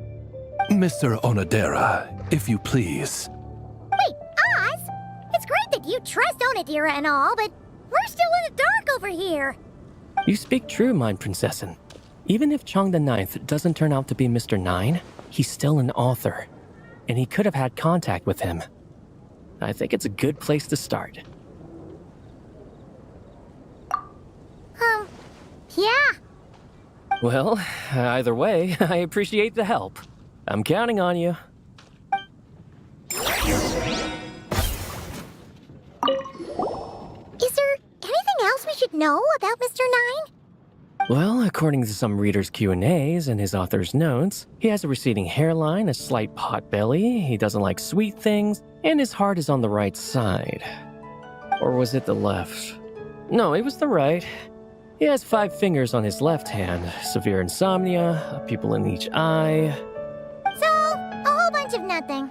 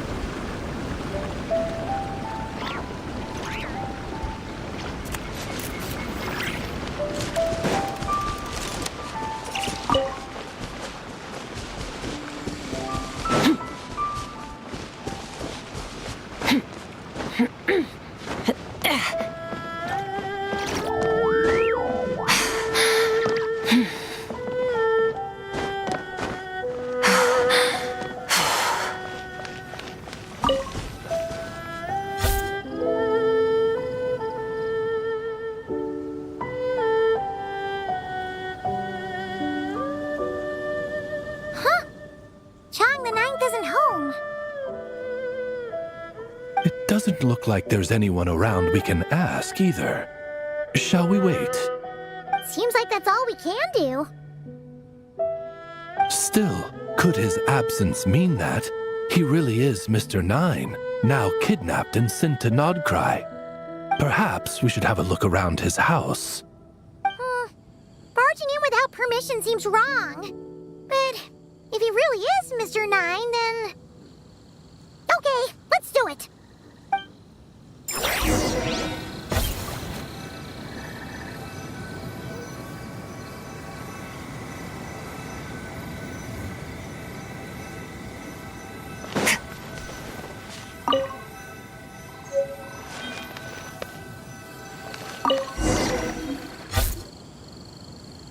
Just seems like a bunch of ordinary stuff.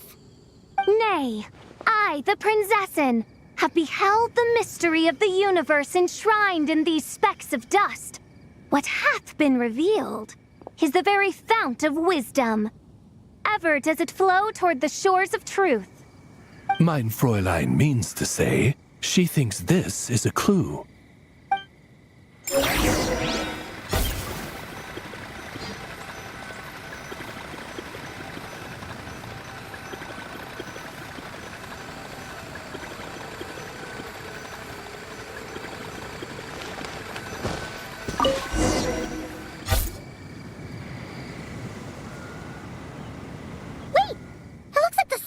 Overturned. Oh no. Did some kind of overzealous fan have buried him in here? Maybe we should call him Millilith. What do you think, Traveler? It's all right, Paimon. Mr. Nine's most zealous fan happens to be right here. And since mein Fräulein would never do anyone harm, I'm certain the same is true of his other less avid supporters.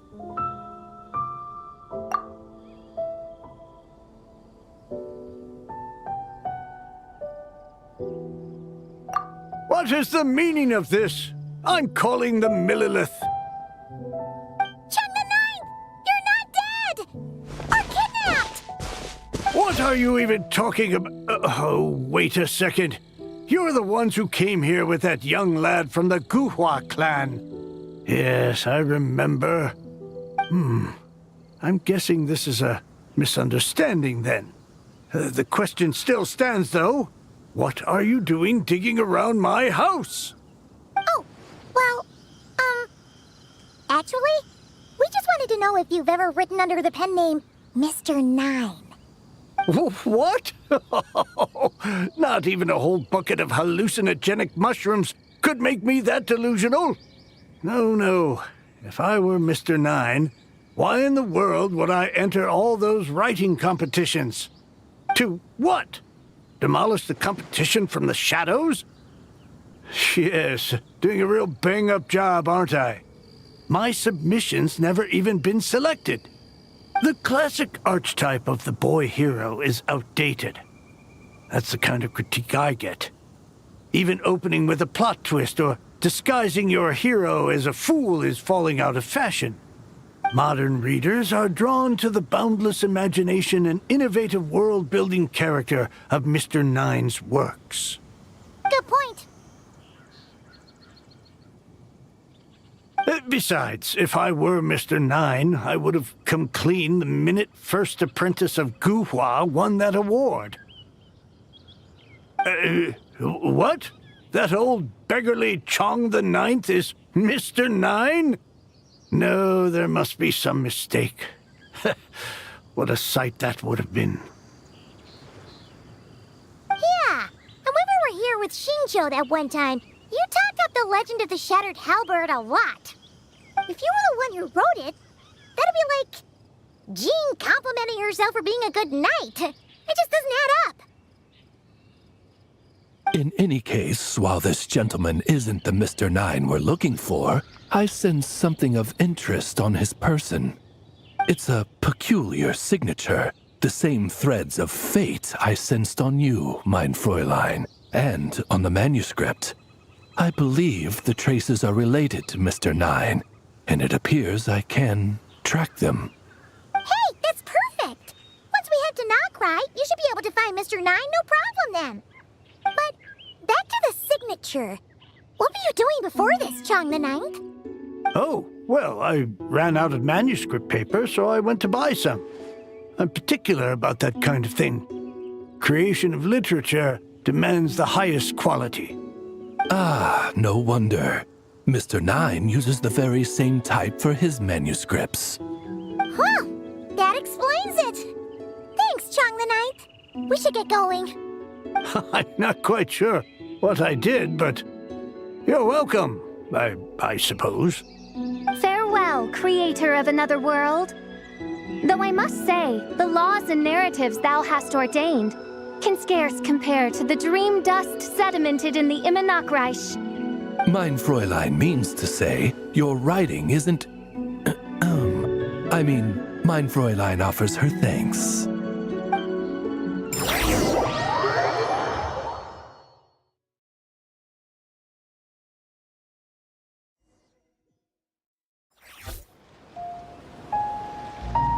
It should be up ahead. Wait, did something attack that Sealy?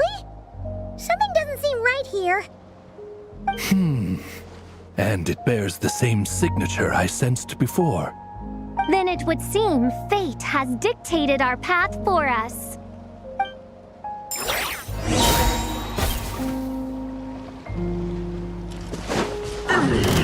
By royal decree!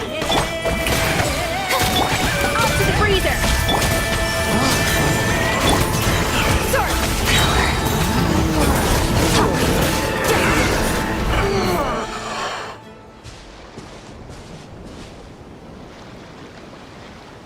Huh. Looks like the Sealy is showing us the way.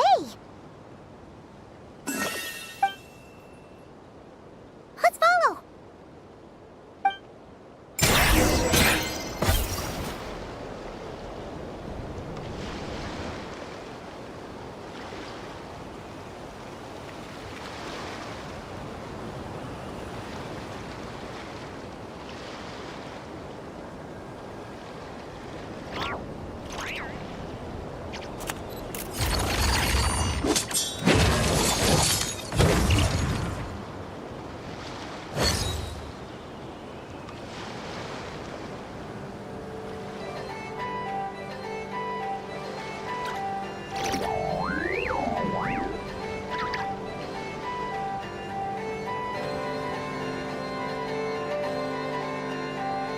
All things come to an end, even time itself.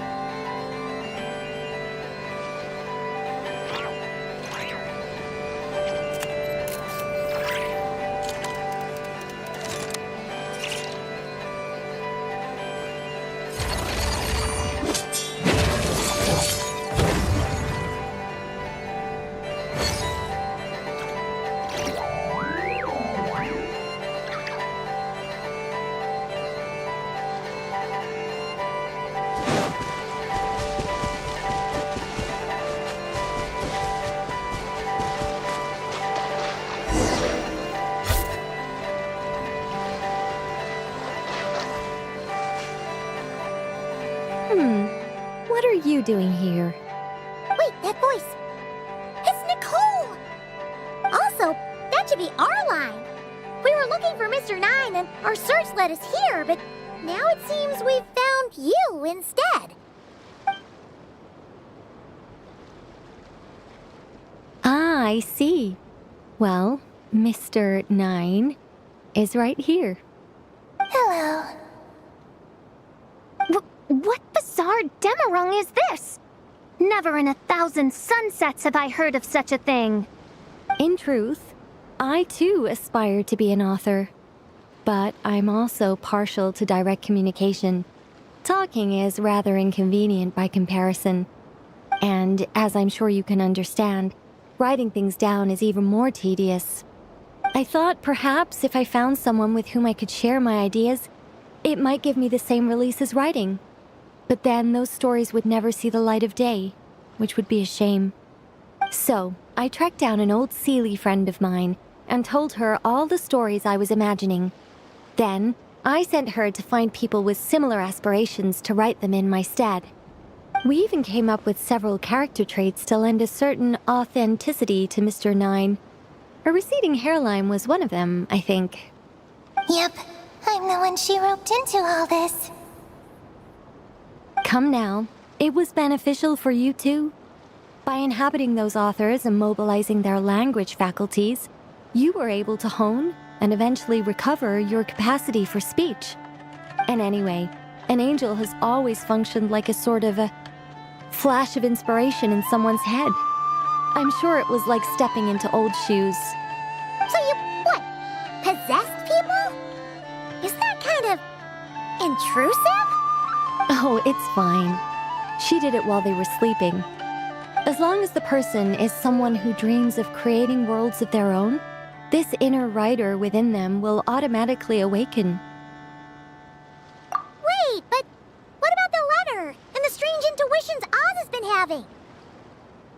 Nicole sent me to monitor the situation and not cry. And it's super dangerous, okay? So I needed some help. It's not like I have the knowledge or power of the heavens anymore. As for your friend over here? Well, you see, when writing a story, it's not uncommon to incorporate certain half-true details. For realism's sake, you understand? Yeah, we've seen that before. A real curse was written into an Inazuman light novel once. Indeed.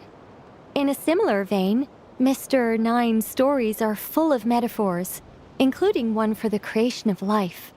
What it describes isn't made up, per se. We just never imagined someone would actually manage to use it. Until you came along, young lady. Mein Fräulein is speechless. So if I may ask in her stead, did she manage to use one of these half-truths in Mr. Nine's novels to create me? It was more like 70% made up, 30% true. No, it was 90% made up, 10% true. I thought it was too dangerous, so I changed it. See, I knew you'd never read my books. You don't seem too surprised, Oz. Well, I suppose I've vaguely sensed this since the beginning. Regardless, it is an honor to serve mein Fräulein. Well, once our affairs in Nodcry are resolved, Mr. Nine will be able to return home. Yes, just tell them that when you return. I don't want to be your eyes here. It's too dangerous. Oh, but, while you're at it, could you pass a message along to that guy in Chingsa Village? I've been splitting the royalties with him 90-10. His share's been buried in his yard all these years. Wait, what do you use the Mora for? I bury it and then lead people to the treasure. Guiding people is in our nature. It's what I love to do. Feel free to come search for my personal stash someday. I've buried it at the furthest end of the Immernachtreich. I will. I absolutely will. Mein Fräulein? And, I just want to say that I really like your books, Mr. Nine. What mein Fräulein means is, though the cosmos stretch forth in unending darkness, yet shall come an hour when all things shine. I'm glad to hear it. All in all, it seems you've already found my greatest treasure. All right, that settles that. Now, I need to have a quick argument with Mr. Nine about who really deserves to be considered first author.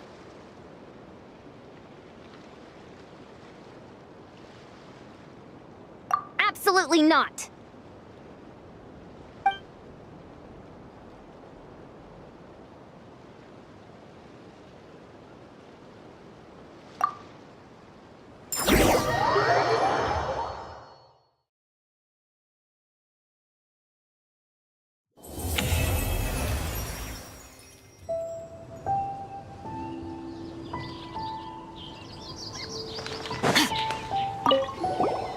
Oh, that's right. Just channel Mr. Nine. How would he write this particular essay? Hey, Chang the Ninth! We have something for you! Oh? What is... What? Where did all this Mora come from? About that. So, the thing is... Right.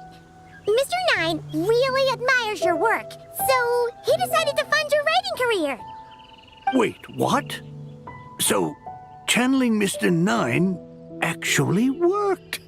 I can't believe it!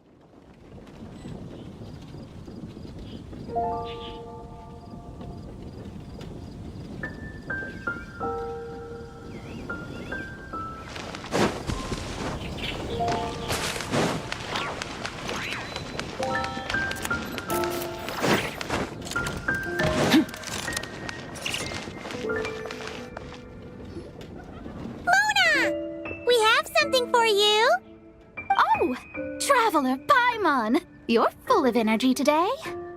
You have something for me, you said? Is it some quick and easy way to make Mora by any chance? Well, actually, it's some kind of task from your master. Yeah, that's a hard no. But I guess I don't have a choice, huh? An enterprising spirit is important and all that.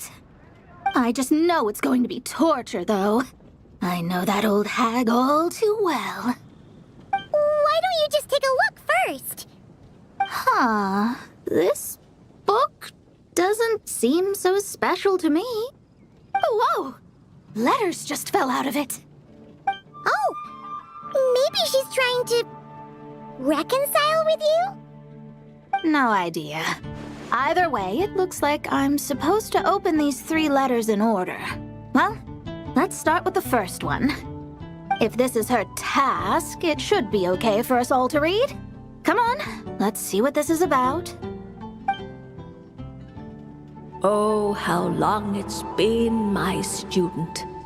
I'm afraid to report that getting up and about is becoming harder and harder these days. Oh, the sympathy card. She could have tried to make it sound a bit more genuine at least. Remember when I would chase you and you would run for dear life, trying to use that hydro phantom of yours to distract me? Oh, seems like it was just yesterday. Now you're off on your own, and I laze the days away in my rocking chair. I really should get some exercise again. Well, then get it some other way, you old hag.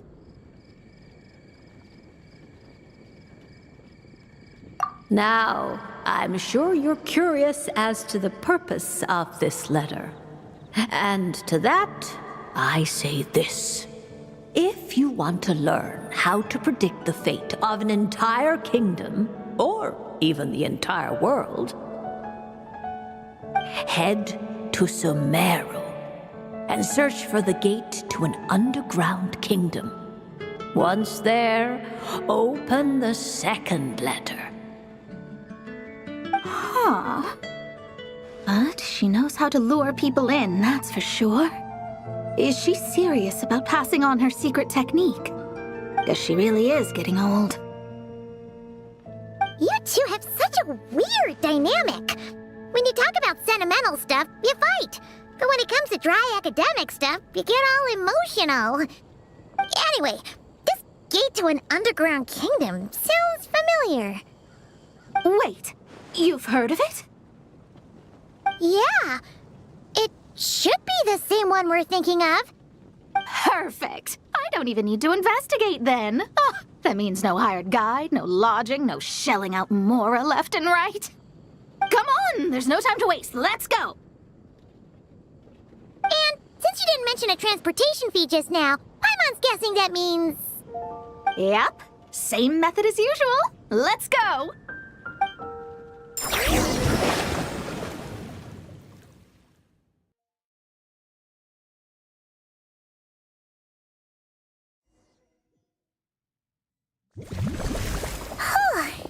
This brings back memories of summertime.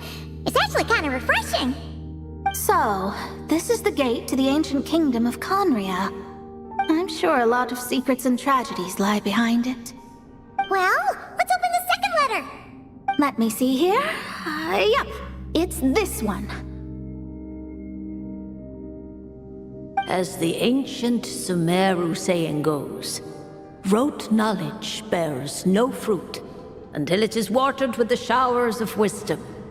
With that in mind, there is a phenomenon in this land known as the Sign of Apausha. It is a celestial mark that burns in response to an all-too-ardent desire for the truth. In that sense, perhaps it's more fitting to call it a sign of truth instead. The records of this ancient kingdom state there are several large subterranean lakes in Conria, clear and calm as mirrors, whose surfaces reflect the true stars. This is because the sign of truth created in the water is able to bypass the false sky and connect to the outer universe. I had no idea. To observe the gravitational forces and influence of celestial bodies, one must be able to see past the false sky. Only by obtaining these cosmic parameters can one predict the fate of this world. Now, my task for you is as follows. Open a sign of truth in front of the gate to Conria. The rest is a bunch of stuff about the ceremony the old hag came up with to summon this thing. Yeah, all these planetary trajectories and runes. Paimon's not even gonna try to make sense of it. So, what do you say, Mona? Are you gonna attempt it?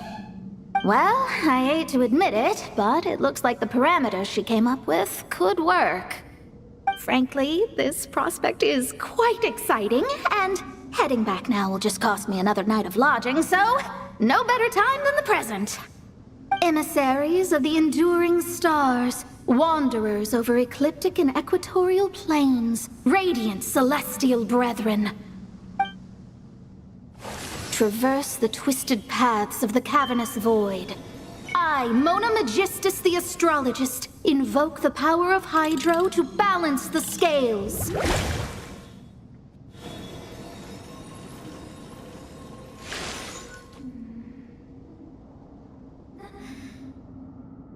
By wisdom and truth, let the thirst be relieved. I, Mona Magistus, the Astrologist, summon you, O stars, to stand before me! Did it work?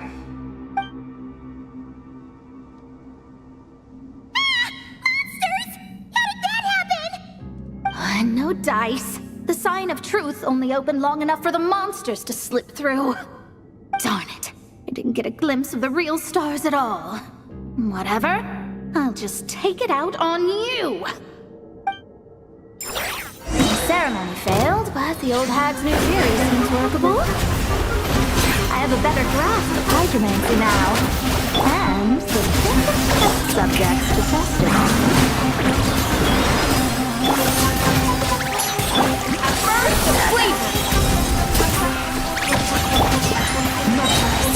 I never thought those out! Cryo incarnate! My will embodied! Obey! Phew! That's that! Well, the old hag said to open the third letter once it was all said and done. But I couldn't make it work. So, should I still open it? You know, Paimon thinks she understands your dynamic a lot better now. Look, she didn't say you had to successfully complete the ceremony, so you can open it. It'll be fine. I guess. All the same, I doubt she has anything nice to say. If you're reading this, it means you attempted to open the sign of truth. Seriously, I can't believe you actually tried it. What are you laughing at, you old hag? Conria was home to several lakes of stars, rendering the fabric of space in that area comparatively unstable. As a result, attempts to break through the firmament through non-physical means were more likely to succeed. In any case, I knew this place was well hidden and wouldn't be frequented by too many people. As such, any negative effects of failing to open the sign of truth would remain small scale. And of course, as my student, I felt sure you would have the chops to deal with the abyssal creatures that roam beyond the false sky. Even if you couldn't beat them, I am certain you could outrun them. You always were fast on your feet. Connecting hydromancy to the kind of wisdom that quenches thirst. Truly, my genius knows no bounds. The practical application of the scry glass has also reduced disturbances caused by the false sky. I'd like to see Alice try and top that.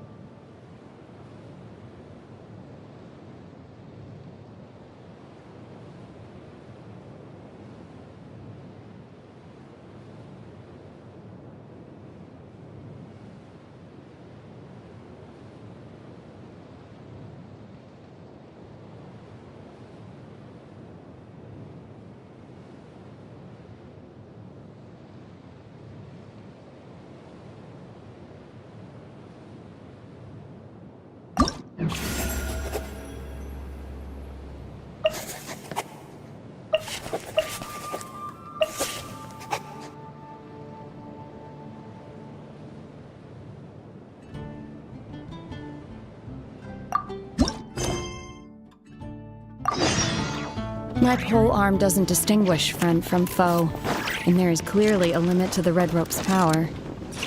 That's why I loathe crowded areas.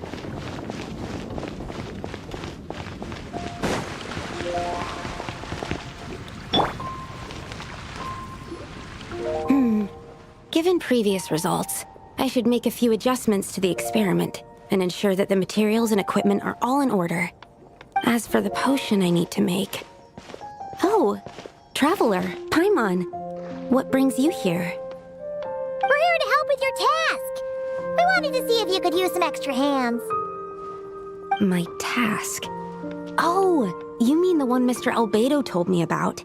The one from the Hexen Circle? Well, you're just in time. The experiment is ongoing, and I was just about to work on it. Ongoing? So, you've been working on it all this time? Yes. It aligns with other research topics I've been working on, so it hasn't been too much extra work. Still... What? Is there a problem with the experiment? I've been unsuccessful so far. Oh, so it keeps failing, huh? It's not as simple as just failing. The whole theoretical framework behind this task is a bit more complicated than I imagined.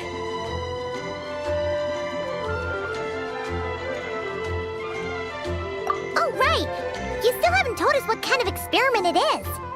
One meant to develop a potion that can transform sweet flowers into a variant 16 times its normal size.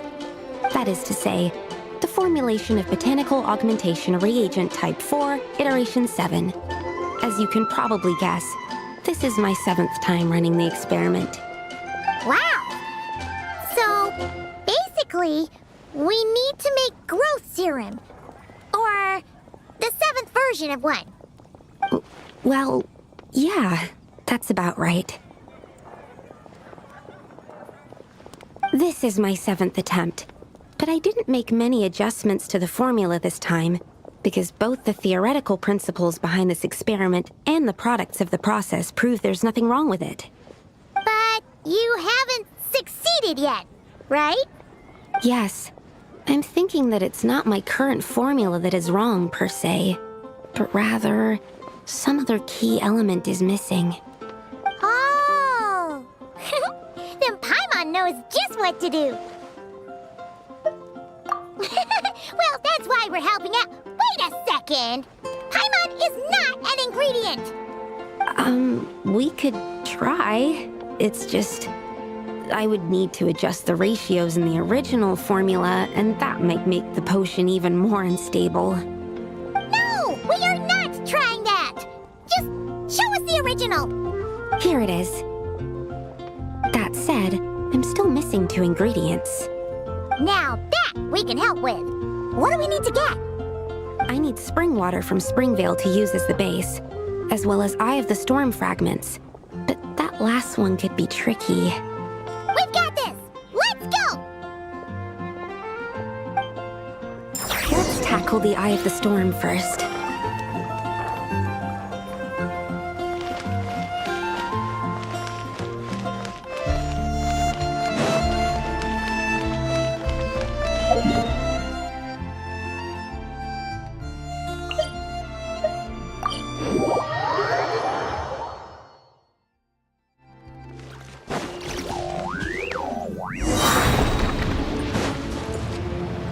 Enhanced cannon will module 75, animal test 63.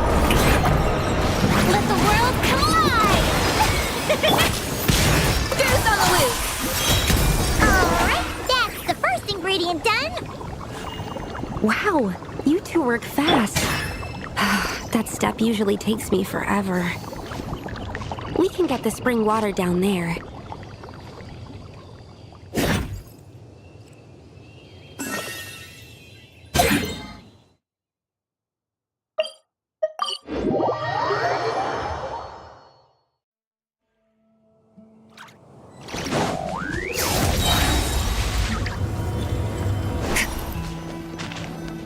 The high quality of Springvale's waters makes for a stable potion-making ingredient. That's all we needed, right?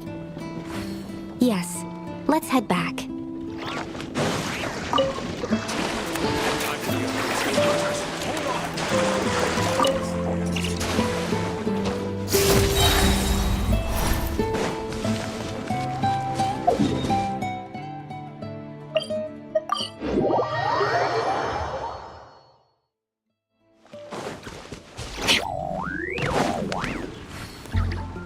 All right, the ingredients are ready and the cauldron is just over there, so we should be good to go. But, Is something wrong? No. It's just... Do you mind if I watch from the side? Just for the purposes of accurate recording, I mean. I know lots of people don't like being scrutinized during experiments, so... Thanks. Then, I'm ready to go whenever you are. I'll make sure to take detailed notes, too. So, are you ready to start the experiment?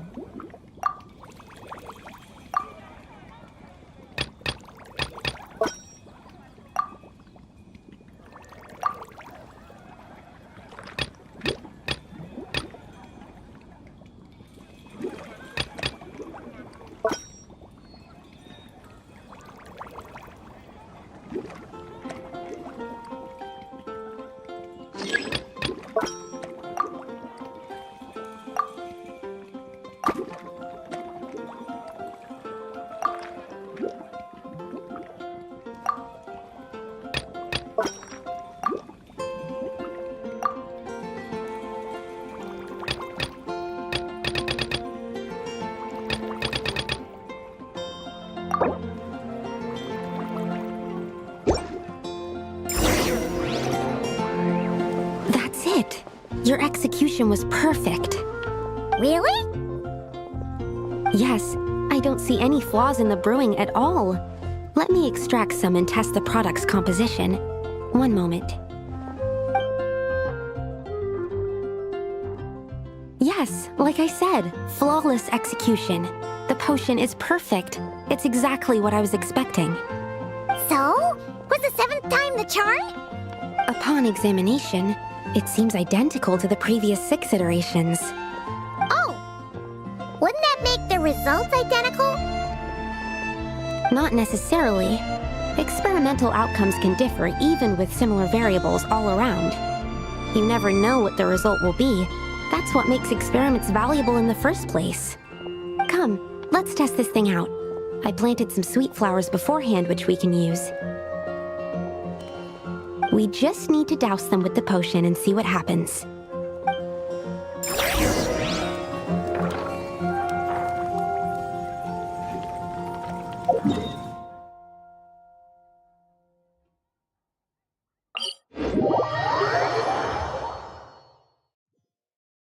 They say that at absolute zero, everything falls completely still. Compared to that, this is nothing.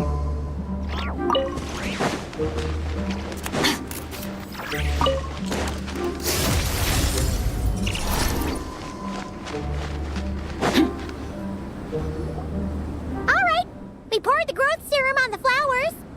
Is that all we need to do? Yep. The flowers need to fully absorb the potion, so it might take some time before we see a reaction. What happens then? The flowers will grow in size while maintaining their original appearance. But then, when they reach 12 to 14 times their normal size, this will prove more than they can bear. As if some upper limit has been reached, they will wither and rot, assuming unnatural forms until nothing is left of them but liquid. Wait, what? So there's a problem with the growth serum then? No.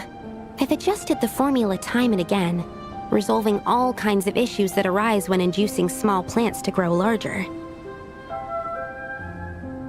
Issues like ensuring that the leaves don't get too large, strengthening root diameter and load-bearing capacity, calculating how the increase in surface area might affect sunlight exposure and nutrition. So, why isn't it working then? Because the flowers cannot transcend. As above, so below, is one of alchemy's guiding principles. Alchemy seeks mastery over matter, but this world has its limits. It's like a specification etched into the law that governs all things. Part of the purpose of doing multiple experiments is to determine if this specification is stable. Exactly. It proves that the limit continues to exist. Okay, this is all a bit over Paimon's head, but basically, you needed the experiment to fail to prove that the limits and borders in this world are stable? Oh, what a weird experiment. Huh? Looks like one of the flowers is reacting. Wait a second. That's not a sweet flower at all! Careful! It's a whopper flower. It must have absorbed some of the potion. Wait, but that's happened before, and it's never gotten this big either. Can this mean... We can talk about this later! Let's get rid of it first!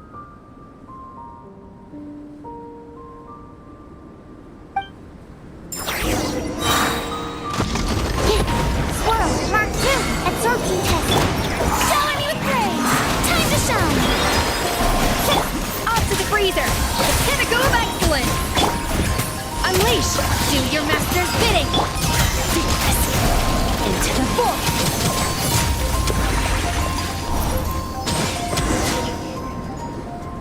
Phew! We did it! Even at that size, a whopper flower is just a whopper flower. But, was it supposed to get that big? I could only make a rough estimate during the battle, but it looked at least 16 times its original size, maybe even larger. This means that the experiment worked. Wait, but isn't that a good thing? I'm still not sure what the implications are, but if further attempts succeed in reproducing this result, that means that something's different. Perhaps the limits and laws of this world are changing due to some unknown factor. I can't say if that's good or bad, but from an alchemical perspective at least, expanded boundaries means that more possibilities are now open to us. Either way, this brings my task to an end. Seems so. That said, it could also be an effect of the person who made the potion. There could also have been something special about this particular whopper flower. There's a lot that still needs to be confirmed, so I suppose this task opens the way for further questions. Well, we're here if you ever need some help.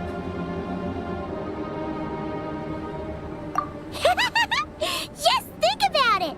Paimon could probably beat a whole gang of treasure hoarders to a pulp if you were 16 times bigger! I have my doubts. The only reason the serum worked on the whopper flower was because its internal structure was similar enough to a sweet flower. If you drank some, you might become 16 times bigger, but you might also turn into a plant-based life form. Yeah, nope. That's not happening then. Oh, by the way, Paimon wanted to ask, why is all your research focused on things like sweet flowers and sunsettias? Oh, that's simple. Both sunsettias and sweet flower nectar taste sweet.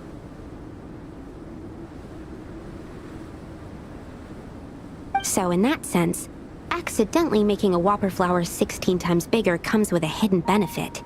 Because whopper flower nectar... tastes exactly like sweet flowers? That's right. Once I've extracted the sugar from the nectar, I'll give you some. You get it!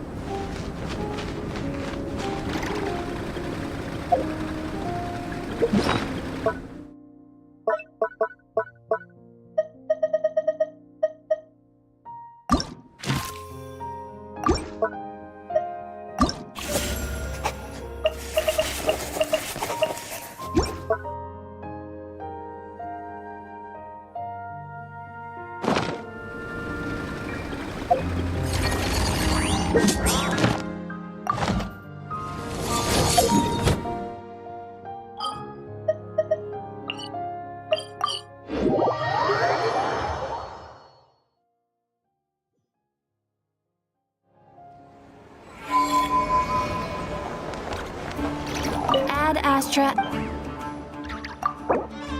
Thank you for completing today's commissions.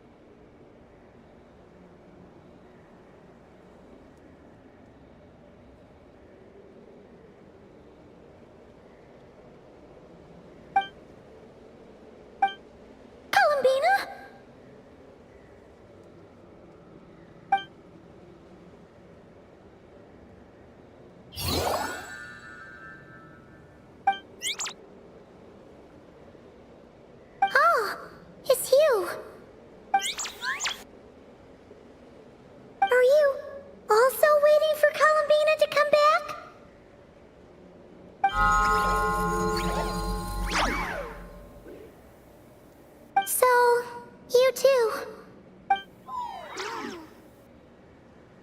Hey, come on, don't be so sad. Keep your chin up. If everyone was sad, that'd be like... Oh, Paimon doesn't want to think about it.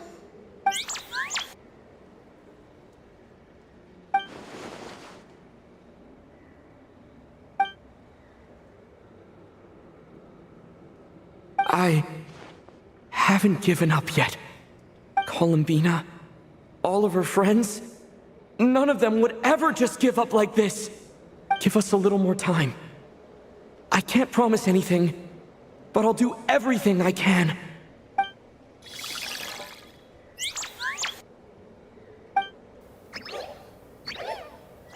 Are they cheering for us? Thank you. Do you need us to help you with something?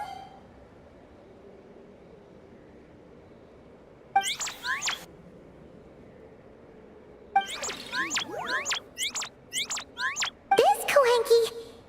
Paimon thinks she looks a little flustered. Why don't you play something? If they hear a familiar melody, maybe they'll calm down a little bit.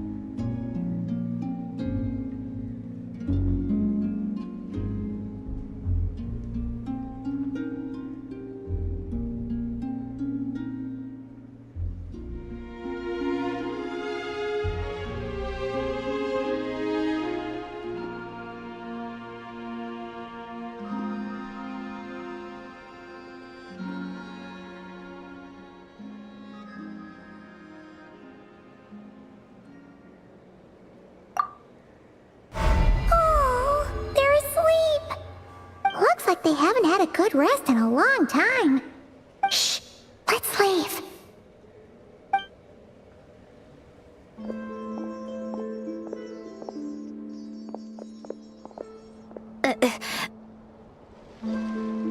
Sandrone! What are you doing here? What? Am I not allowed to take walks now? Thought as much.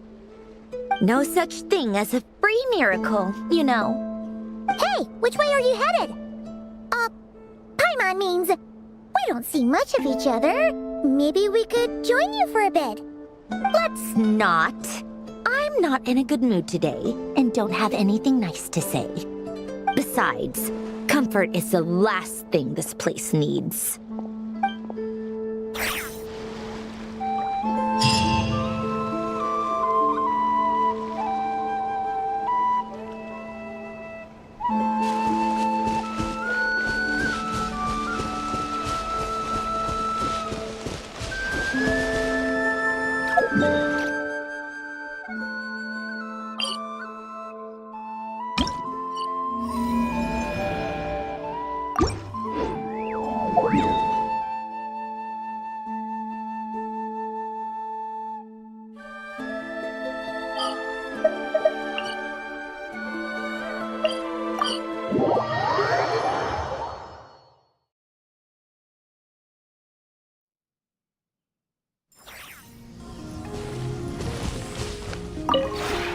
This realm is...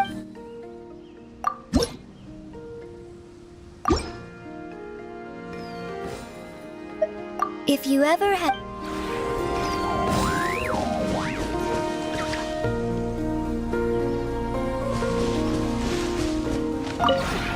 This realm is...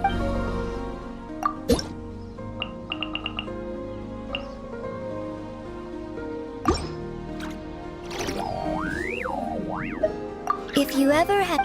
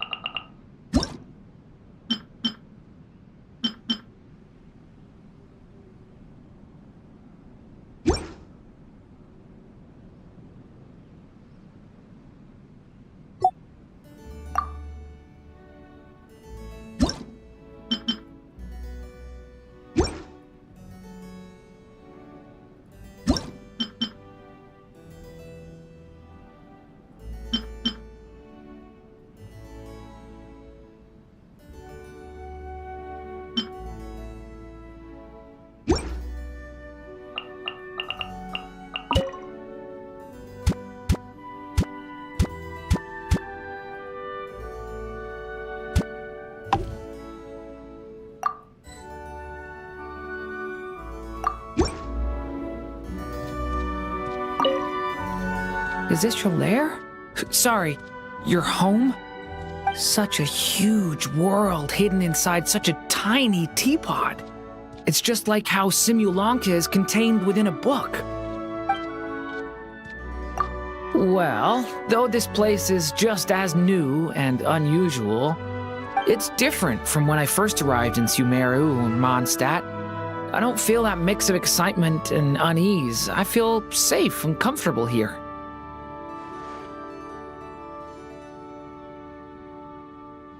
Thank you, but this place already has everything. I don't need anything more. If anything, there's too much. Some things will be wasted on me. For example, the soft bed that you prepared for me, perhaps it could go to another guest who needs it. And don't worry, I haven't used it. I'll fold the bedding and put it back in the closet. A very capable maid taught me how to do it, and I've been looking for a chance to practice. The bed is fine. It's just that I'm more used to sleeping in confined spaces. I feel safer that way. I've already found a few suitable places. The small sofa and inside the wardrobe. And since there aren't any cats here to come and scratch me because I've taken their favorite spot, every night is a good night's sleep. Will you draw one for me, like Albedo? Would that be too much trouble?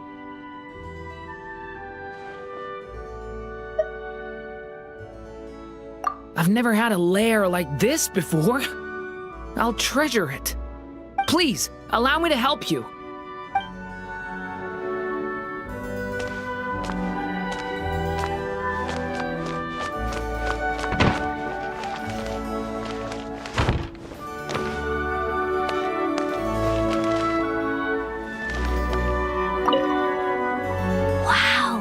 This place is just like the one in that story Boss Neff told me. A treasure hidden in the middle of the desert that can only be opened with a password. It's just a shame I came here alone. I'm no master thief. I need a crew. I'm eating well, sleeping well, and living really well. What's not to like? Eh? Is it really that obvious? Fine, you got me. I hardly slept a wink last night. I was tossing and turning for ages before I finally managed to nod off. It's just, everything here is way too nice. The bed's so soft, the blanket's so light, and it's all so peaceful. Yeah, that's just how I am. The cozier the place, the less comfortable I get. Makes it impossible to relax and get some real rest. Even if I try and force myself to sleep, the second I get close, my eyes always snap back open. Then I either jump up and look around or slide my hand under the pillow to see if anything's there. It's instinctive. Of course, most of the time I'm alone and there's nothing under my pillow. So I can lie back down, bathed in a cold sweat, and start to savor the feeling of insomnia. When I first arrived at the curatorium, it was pretty serious. Eventually, I had to sneak out and lie on the lobby couch to get any sleep at all. And when I woke up, there was Neff, petting Ashru and smiling at me. It almost scared me to death. Not really, but Neff bought me a bunch of, I can't remember what they're called. But they're some kind of special mat from Inazuma.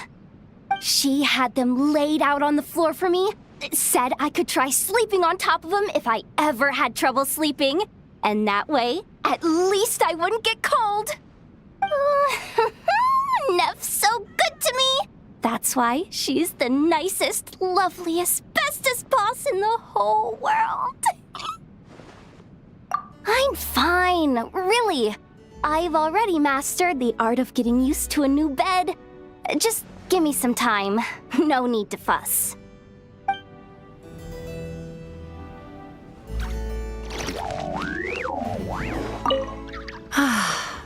Comfortable, yet elegant. Cozy, yet full of life. You managed to achieve a wonderful balance in this space. You must have put a lot of thought into it. Perhaps it's a style all your own. Of course. Anytime, anywhere, any place, for however long you like. I'm always happy to lend an ear. Although, there is something I wanted to ask now that I've seen this masterpiece. As you get further on your journey, will you change the look of this place? Well, let's say you make your way to Snezhnaya, and the aesthetic catches your eye. Would you try to recreate it here? Or say that you make a new friend. Would you decorate a portion of this realm to make them feel at home?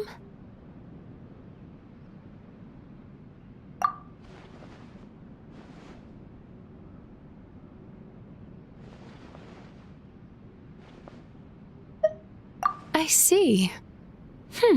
That makes a lot of sense. Then I suppose there could be a few surprises in store one day. I'll look forward to it.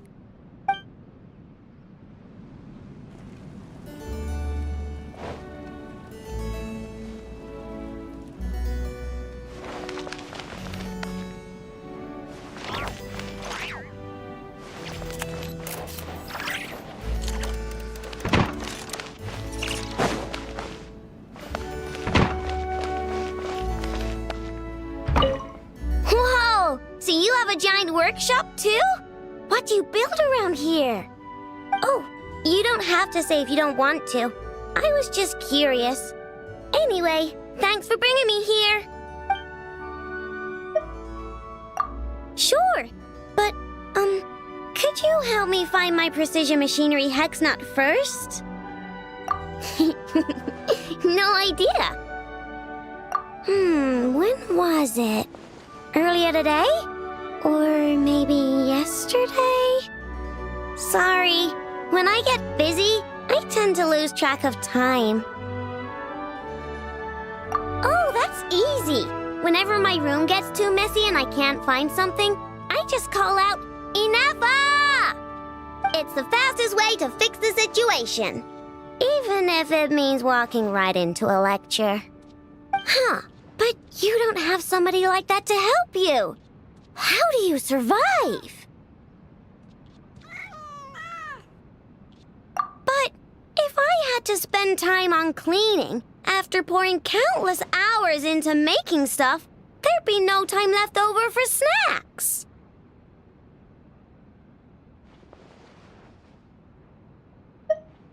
What? No.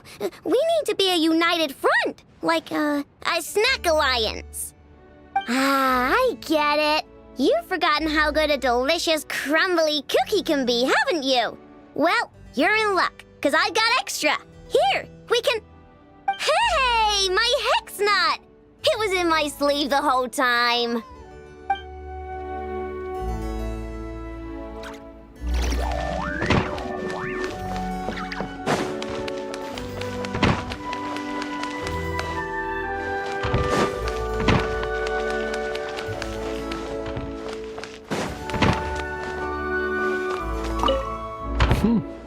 Your abode is both comfortable and homely, and the decor within and without is most rich in style. It exudes the fine tastes of its host. For inviting me here, you have my sincerest gratitude. I certainly would. What is on your mind today? That is well. We can discuss any matter you please. Death, freedom, meaning and solitude, or what we shall have to eat later. And yet, perhaps I understand this state of yours. When people deliberately seek conversation with others, it is easy for their efforts to be in vain. If we wish to speak, we should not hesitate. Whatever thoughts linger in your heart, say them. and do so decisively. No matter how trivial these thoughts may seem, what matters is that they are said and heard. For instance, if you see an insect on your way out today, or if you plan to go fishing later.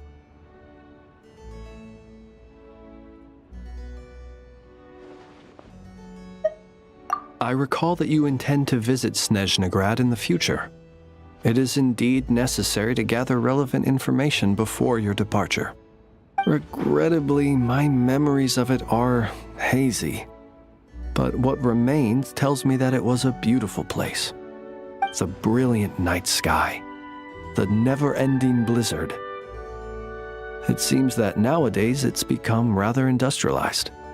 Some Fae still live there. Perhaps they have gotten used to the biting cold and are no longer able to survive in a warm place. I wonder what Snezhnegrad looks like now.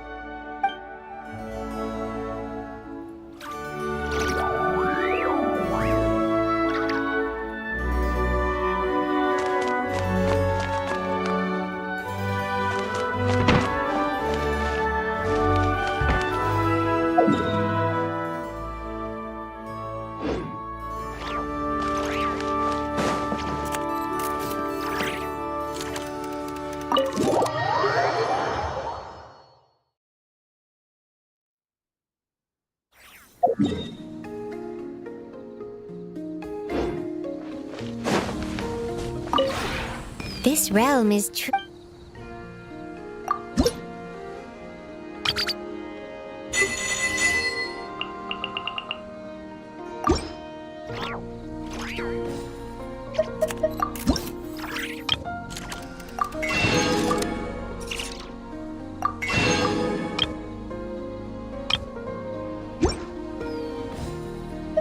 If you ever have any...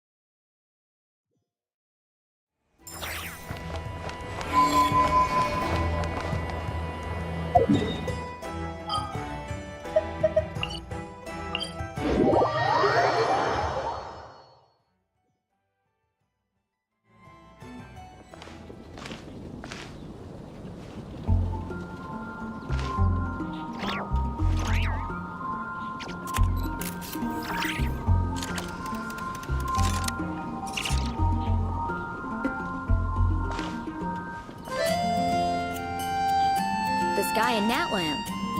Oh, what happened now? Did you hear what happened with the sky in Natland?